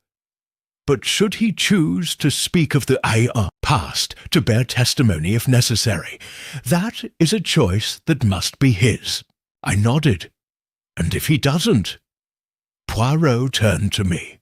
"Then he will live with it. That, Hastings, is its own form of justice." That night, the lilac tree stood in silhouette against a silvered moon, its branches finally still. In its shadow, nothing stirred, no secrets, no footsteps, no cries from the past. Only the wind moved softly across the grass, and in the heart of the house something long buried had shifted. Not just a body, but the silence. Chapter 14. The final piece falls into place. 2 days passed after Edwin's return, and Eddervane Hollow took on the strange stillness of a place recovering from surgery, intact but uncertain. The garden was quiet. Meals were subdued. There was no talk of the past nor of the future. Everyone seemed to be waiting for something, though what exactly remained unspoken. It was on the morning of the 3rd day that Poirot received a telegram. He was reading it at the breakfast table when I came in, a single brow raised in concentration. Without a word, he passed it to me. From Inspector Daltrey, Scotland Yard. Subject: Dr. Lionel Greaves. Further investigation confirms Greaves left London for Trieste within 48 hours of the Mayweather girl's reported disappearance in 1918. Sein passport, however, shows he returned to England under alias Leonard Gray in 1923. Died 1925 in Bath. Final residence, Sandgate House, Kent. Among personal effects found in storage, multiple sealed case files. Leather-bound journal but one entry, May 1918. Client insisted pregnancy would ruin them. Spoke of blood, inheritance, silence. Feared exposure, paid handsomely. Journal en route. Expect delivery within 24 hours. I lowered the telegram. Was paid, I said softly, by someone in this house? Poirot nodded, and more than once to consult, once to disappear. And the client? Was it Lord Henry? He hesitated. I thought so. I wanted it to be him. Dead men make convenient culprits, Hastings. But no, it was not Lord Henry. I frowned. Then who? Poirot folded his napkin, stood, and walked to the window. He stared at the garden for some time. Then he said, without turning, "Tell me, my friend, what is more dangerous than ambition?" Thought for a moment. Fear? Poirot turned. No. Guilt. Guilt festers. It twists logic, blurs memory, and, when left long enough, turns victims into accomplices. He took a slow breath. Lady Eugenia paid Greaves. I was stunned. But she told you. She told me she feared Agatha's choices would destroy the family, that she had spoken to the doctor. But she never admitted to silencing Agatha. She led us to believe her hands were clean. I sank into the chair across from him. You think she gave the final order? No, Poirot said. She never needed to. That is what makes her so dangerous. She never said the words, but she created the conditions. She let it be known that Agatha was a threat. And someone else, someone loyal, acted on her behalf. I looked up slowly. Finch? Poirot nodded. Yes. We found the old gardener in the tool shed, sharpening a pair of shears. He looked up as we entered, calm and unsurprised. I wondered when you'd come, he said. Poirot said nothing for a moment. Then, 14 years ago, you buried Agatha Willoughby. Finch looked at him, then back down at the blade he was filing. I did. Why? Finch paused. Because I was told she would ruin the family. Poirot stepped closer. By Lady Eugenia. She never said it, but she didn't have to. The way she spoke about her, the way she begged me to watch her. You start hearing what people want without them needing to say it. Poirot nodded slowly. And what of the child? She never told me, only that she couldn't stay, that she needed to go before it got worse. I found her by the bench. There was no blood, just her body, still, quiet, as if she'd decided to stop. Poirot narrowed his eyes. Then you didn't kill her? Finch's hand stopped mid-stroke. No, he said, but I didn't stop it either. I think I was too relieved. Relieved? Finch looked at him. She was going to tear it all apart, the family, the estate, everything I'd served for. I told myself burying her was an act of mercy.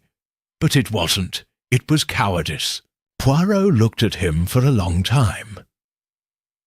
Thank you, he said quietly, for telling the truth. Finch did not respond. Back in the house, Poirot requested a final audience with Lady Eugenia. She met him in the Lilac parlour, seated beside a photograph of her younger self on her wedding day. Poirot did not sit. I have spoken with Mr. Finch, he said. He has told me everything. Eugenia looked away. Then I suppose you've come to ask me to confess. No, Poirot said gently. I have come to ask if you remember. She frowned. Remember what? The moment, Poirot said, when Agatha became a threat to you. Not just a disappointment, but something you feared. Eugenia was silent for a long time. Then, when she told me she was keeping the child, that she would name the father, that she would not be ashamed, she looked up. She had pride, too much. She thought she could survive without us. But I knew better. I knew the world. Poirot nodded. And so you told Finch. I never told him to. I know, Poirot interrupted. You only let. him believe it was what you wanted." She bowed her head. "I thought it would be quick, quiet, that no one would need to suffer." "And yet," Poirot said, "everyone did." He turned and walked away. But as he reached the door, Lady Eugenia said softly, "Will you tell them?" "No," Poirot said, "you will." That night, as the lamps were lit and the house slowly quieted, Poirot stood once more beneath the lilac tree. The ground beneath it, still damp from the recent rain, was covered in fallen petals, soft, bruised, fragrant. I joined him there. "Is it over?" I asked. Poirot looked down at the soil. "It is nearly over," he said, "but one thing remains." "What's that?" He looked at me. "Forgiveness." Inside the house, Iris played a gentle melody on the piano in the music room, one of Agatha's old compositions. Maurice sat nearby, his head bowed, and from the corridor beyond, Lady Eugenia slowly approached, pausing at the threshold, watching them both. And though she did not speak, she stepped into the room. She sat beside her son and said nothing. But sometimes silence is the loudest confession of all. Chapter 15. The final gathering, the formal drawing room at Eddervane Hollow. Once, reserved for guests of importance and festive evenings, had not seen a family gathering in many years. Its polished floors, faded silk curtains, and chipped ormolu clock had borne silent witness to generations of Willoughbys, but never to a scene quite like this one. At Poirot's request, all remaining members of the family were present. Lady Eugenia, seated stiffly in the high-backed chair near the hearth. Maurice, pacing the floor with uneasy hands in his pockets. Iris, poised but pale on the chaise by the window. Edwin, silent and still beside the piano stool. Even Mr. Finch stood at the far wall, arms folded, his weathered face unreadable. Poirot, ever immaculate, stood before the hearth as if preparing to conduct an orchestra rather than deliver a denouement. I took my place beside him, not as a participant, but as witness. He began without ceremony. "Mesdames et messieurs," he said, "I thank you all for coming. You may wonder why, after so many revelations, so many confessions, I ask you to endure yet one more gathering." He walked a slow, deliberate arc across the rug. "The truth, you see, is rarely a single thing. It is more like a prism, each face showing something different depending on where you stand. But justice, that is something else entirely. Justice demands we look at all the faces." He turned toward Lady Eugenia. 14 years ago, a young woman died beneath a lilac tree. She died not by violence alone, nor by accident. She died because of silence, a silence cultivated in this house, nurtured, watered. He glanced toward Finch. Mr. Finch buried her body. He has confessed, but he did not act without influence. Poirot raised a finger. The root of this crime is not the burial. It is the belief that burying would end it, that secrets once sealed in the earth lose their power. But Agatha Willoughby was not a secret. She was a warning. Maurice's voice broke in. "But we've admitted it. My mother, Finch, even Edwin. What more is there?" Poirot turned. "What remains, monsieur, is clarity."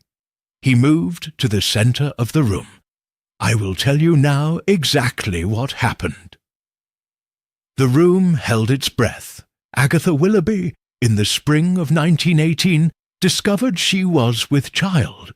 The father was a man of rank, likely a junior diplomat or military officer, whose name she refused to disclose to anyone except the doctor she consulted, Dr. Lionel Greaves. He held up a thin leather notebook.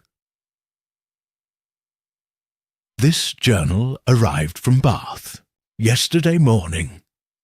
Within it is confirmation that Lady Eugenia paid Greaves discreetly, not to perform any medical procedure, but to encourage Agatha's disappearance, a private relocation with compensation in return for silence. Lady Eugenia made no sound. Poirot continued. Agatha refused. She believed in the right to live freely, without shame. She told her mother. She told her brother. She threatened to tell others. He turned toward Maurice.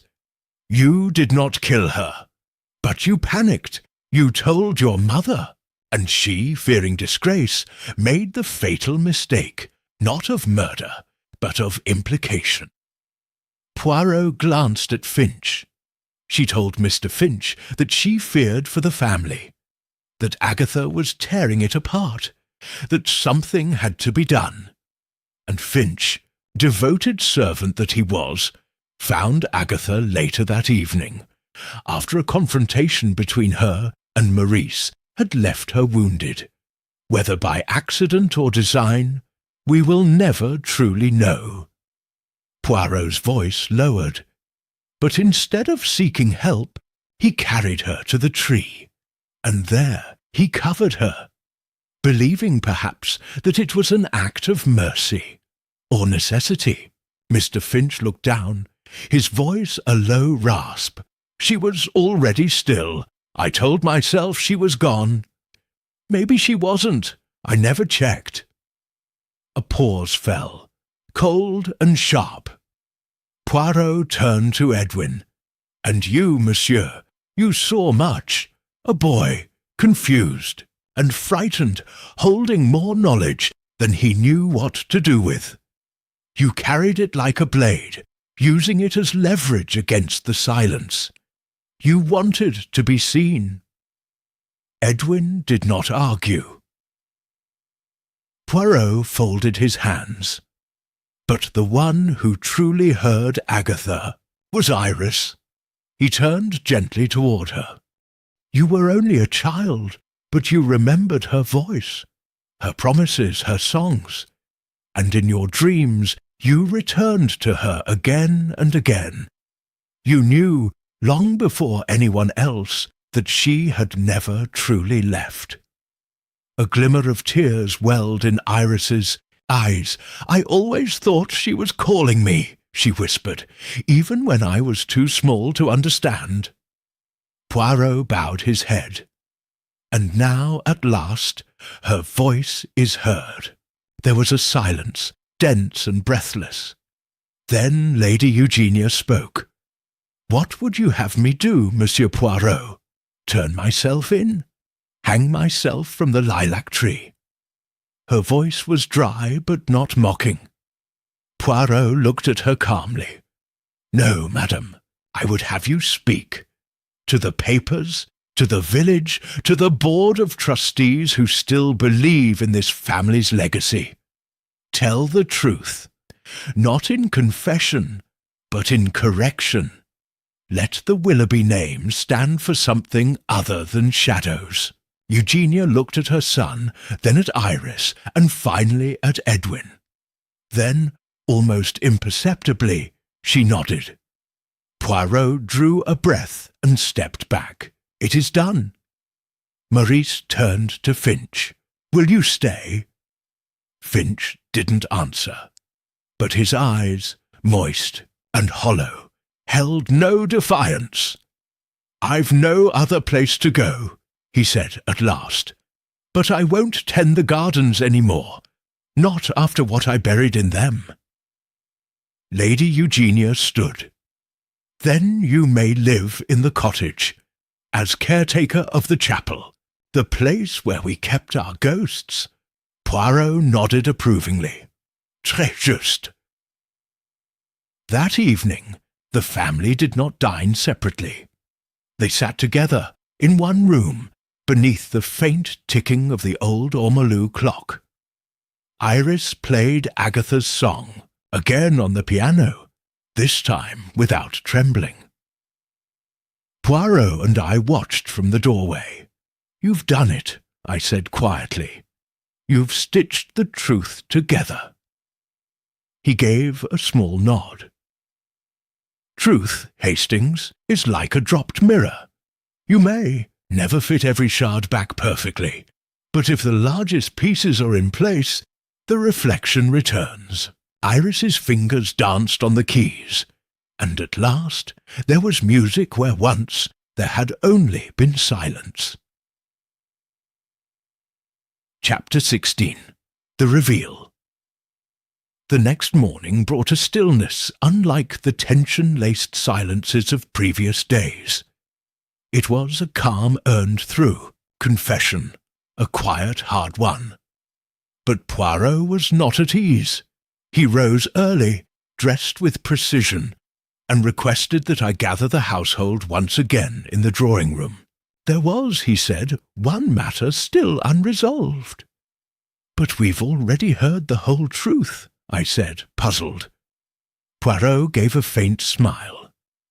"We have heard many truths, mon ami, but there is a difference between truth and clarity.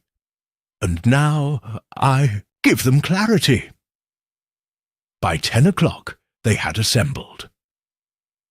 Lady Eugenia sat as before in her high-backed chair. Maurice stood near the hearth, arms crossed and jaw tight.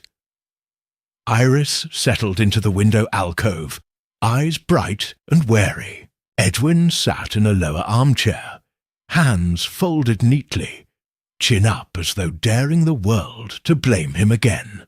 Mr. Finch remained at the back of the room, hat in hand, boots muddied from his walk to the chapel earlier that morning. Poirot stood at the centre, as composed as ever, the very picture of stillness before a storm. "This, mes amis," he began, "is the final act." He lifted a small faded envelope from his pocket. "This arrived in the post early this morning. The Journal of Dr. Lionel Greaves, posted from Bath by Scotland Yard. I have read it twice, and in doing so, I found what I had been missing." He turned slowly towards Lady Eugenia. "Madam, you feared disgrace more than grief. You allowed others to interpret your silence as instruction. But even you did not expect what came next." Eugenia did not speak. Poirot turned to Maurice. "You were the last person to speak with Agatha before she vanished. You argued with her. You threatened to tell your father about her pregnancy, but you did not strike her." Maurice swallowed. "No, Poirot," stepped toward Finch. "You found her after. Still silent, but not yet cold. You buried her. That was your crime." Finch nodded, ashamed. Poirot turned to Iris. "You remembered her smile, her voice, her perfume. You carried her presence in your dreams, and that, mademoiselle, was the key. Because there is something remarkable about memory. It preserves things we don't even know we noticed." He held up the journal again. One entry. Dr. Greaves writes of a patient. The girl was clear in her desire to keep the child. She spoke of a man, someone close to her family. She never gave his name. Only that he was young, unready, frightened. Poirot turned slowly. "To Edwin, I thought until now that you were merely a witness, a boy manipulated by the failures of adults. But I was wrong." Edwin's face paled. "I don't understand," he said. But his voice trembled. Poirot stepped closer. You told us Agatha treated you kindly, as an equal, that she promised to take you with her, that she trusted you. Poirot's voice dropped. She loved you. He let the weight of that word hang, but she never saw the danger in that trust. Edwin shifted. What are you saying? Poirot's voice was soft, yet devastating. I am saying that you were not merely a boy who watched. You were the boy who acted, because Agatha threatened to tell the truth. She wasn't carrying the child of a stranger, nor of a military officer, nor of your father. Poirot paused, then said clearly, She was carrying your child. A collective gasp echoed in the room. Even Lady Eugenia's composure shattered, her hand trembling on the armrest. Maurice took a step forward. That's impossible. He would have been 13, Poirot said. Yes, and precocious, emotionally neglected, idolizing a day, woman who gave him attention and affection. It began innocently, a closeness between aunt and nephew. But to the confused mind of a boy desperate for significance, it became something else. Edwin's voice cracked. You can't know that. Poirot looked at him sadly. Agatha knew. She was horrified. She tried to end the relationship, tried to leave. But you couldn't let her. You saw her trying to flee, to expose what had happened, and in a moment of panic, he let the sentence dangle. Edwin stood now, fists clenched, trembling. She loved me. She said she would never leave me. Poirot stepped back. No, she said she would protect you. But when she realized what had happened, when she understood what you had become, she tried to stop it. And that, Edwin, is when you made your choice. Edwin's breathing was shallow. She wasn't supposed to die. No, Poirot said gently. But she did. And for 14 years you let everyone else carry the blame. Your mother, your father, Finch, even your grandmother. You manipulated their guilt. Because guilt is heavy, yes, but it also gives control. Iris stood. Her voice rang, clear and cold. You killed her. You let us bury her and forget her. Edwin's eyes filled with tears. She saw me. None of you did. Poirot stepped forward. And what did you see when you looked at her, Edwin? A long silence. Then, everything I could never be. Edwin did not flee this time. The constables were called. He went with them quietly, offering no plea, no confession, only silence. The kind that had ruled the house for far too long. After they were gone, Lady Eugenia asked Poirot if she could sit alone by the lilac tree. Maurice helped her outside, walking slowly across the lawn as if accompanying someone to a grave, though no tombstone stood there. Only petals and soil and memory. Iris sat in the music room. She played the melody one final time. And Poirot and I stood in the empty drawing room, staring at the hearth. A tragedy, I said. Yes, Poirot replied, but also a reckoning. I turned to him. Did you always know? He nodded slowly. From the moment Edwin said he found the truth useful. No innocent person ever speaks of truth that way.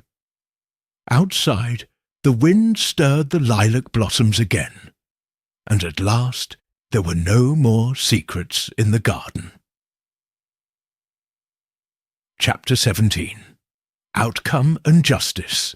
The rain returned that evening, not in torrents, but in a quiet, persistent mist that cloaked the estate in a veil of grey. It clung to the windows of Edivane Hollow. softened the outlines of the hedges and statues, and muffled the distant footsteps of those who still moved through the house. It was the kind of weather in which memory settles into every corner, damp and inescapable. Poirot stood at the upper window of the corridor, hands clasped behind his back, watching as the constable's motor car rolled down the long drive. Edwin sat in the back seat, head bowed, his silhouette unmoving. "I wonder," I said beside him, "what justice means in a case like this." Poirot didn't reply at once.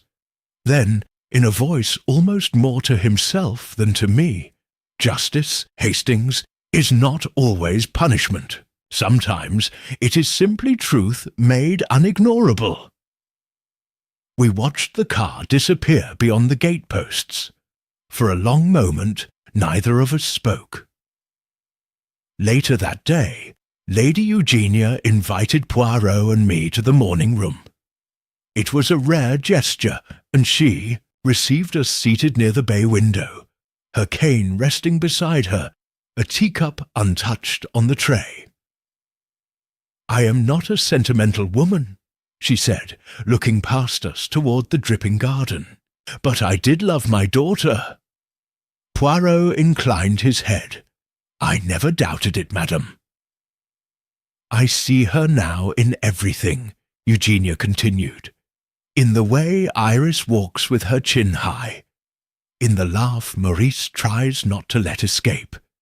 Even in Edwin's stormy silence. They all carry her, pieces of her, and yet none of them protected her." She looked down, twisting a ring absently on her finger. I thought I was preserving order. That silence was strength. But silence, as you've proven, is merely the disguise behind which cowardice hides. Poirot said nothing, only watched her with his gentle, unwavering gaze. "I will make a statement," she said, "to the trustees, to the society pages, the truth, not as confession, but as restitution." Poirot gave the smallest of nods. "It will not undo what happened, but it will unbind it from secrecy." Eugenia's mouth lifted in a wry smile. "And in the end, perhaps that is the only justice a mother can offer." Maurice was found later in the stables, standing beside a bay mare with a curry comb in one hand. He didn't turn when Poirot approached. "I always thought being the heir meant holding everything together," he said. "Turns out it just meant holding everything in." Poirot waited. Maurice turned at last. "I was cruel to her, you know, Agatha.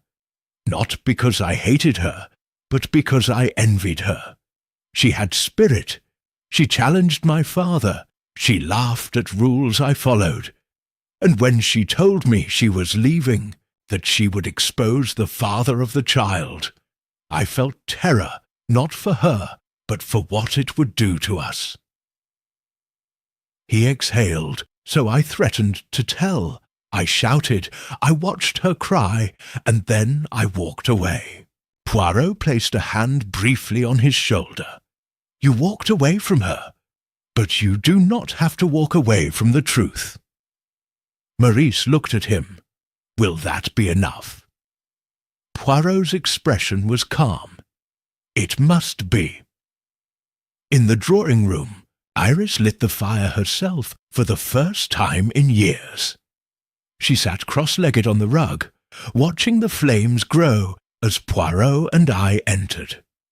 She turned, something calmer in her expression now. "He's gone, isn't he?" she asked. Poirot nodded. "Yes." She looked back at the fire. "I think I always knew something was wrong, not just with Edwin, but with all of us. We were all fragments after Agatha disappeared, like glass shattered on the floor. Each of us tried to glue our own version of the truth back together." Poirot sat beside her. "And now?" Now?" She gave a soft smile. "Now we sweep the floor." Poirot watched her a moment, then said, "Mademoiselle, you are the only one who ever asked where she was. Not just physically, but emotionally, spiritually. That is what made the difference. I only asked because I missed her," she said, "because I didn't know how not to." Poirot gave a small bow of his head. "Then it is because of you that she was finally found. That evening, Poirot and I took one last walk through the gardens before we were due to leave the following morning. The lilac tree stood dark and glistening with rain. Beneath it, the earth was undisturbed now, though a small stone had been placed at the base, not a grave marker, but something quieter, a smooth slate tile, etched with a single line in delicate script, "Agatha Willoughby. She was not forgotten." Poirot paused before it. "This," he said quietly, "is what true remembrance looks like. Not a monument, but a message." I looked at him. "Do you believe Agatha forgave them?" He was silent a long time. Then, "I believe Agatha understood them. And sometimes, Hastings, that is a form of forgiveness more powerful than words."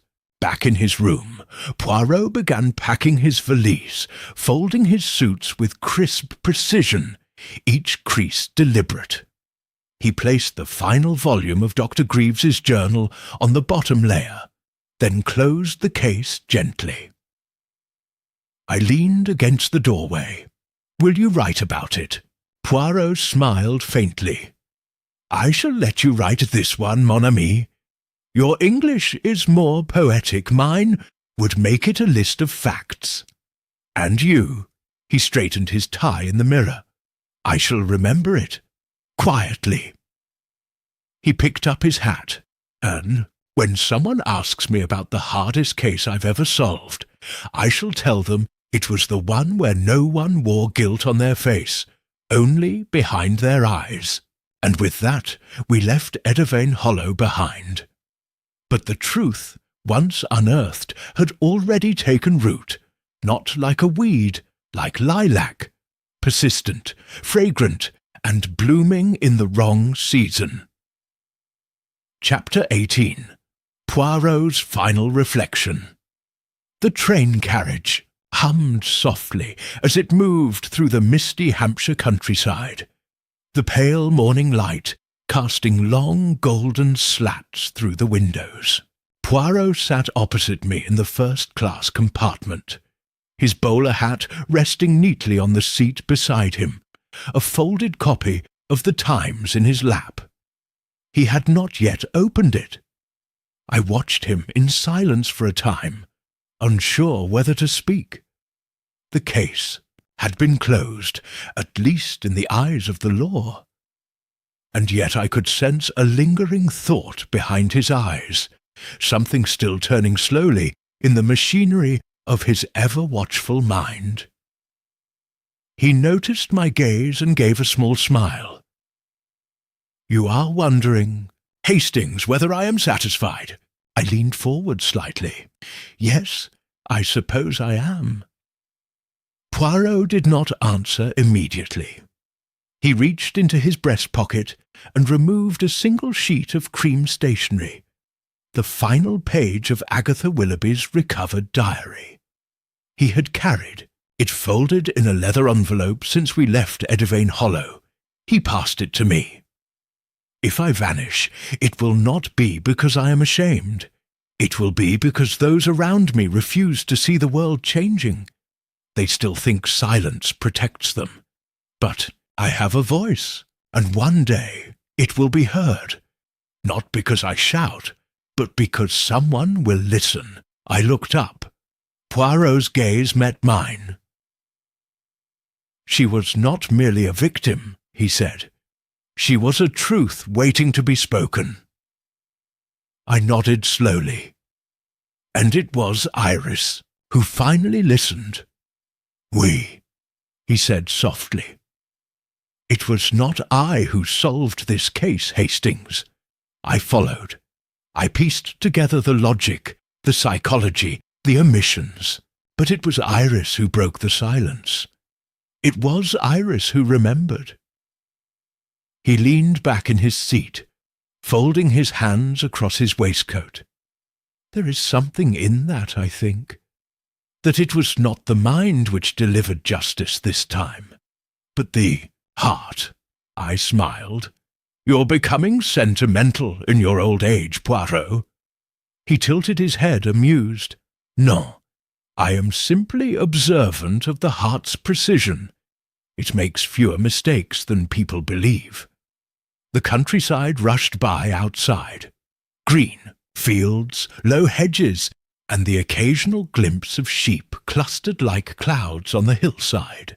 A pair of children waved from a crossing as the train passed. Poirot raised a hand in return. Surprising me, I said, will you write to them? To the family? Perhaps, if they wish it. He glanced out the window, thoughtful. Lady Eugenia will not return to society, but she may restore the chapel. Maurice will speak at the school his father once chaired.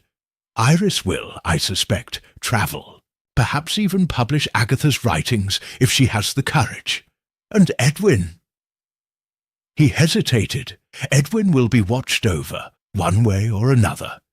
He will be judged, but not only by the courts. He will live with the full weight of what he did, and what he might have become. And what of Mr. Finch? A man who dug a grave for truth, and then, years later, uncovered it with his own hands. That is not redemption, Hastings, but it is a beginning. We sat in silence for a time.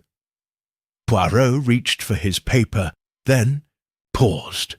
Do you know what I remember most about the garden? He asked. I shook my head. The scent, he said. Lilac. Heavy, unmistakable, but it was wrong. Out of season. It haunted me. Why should a flower bloom before its time? He folded the paper slowly in his hands. Now I understand.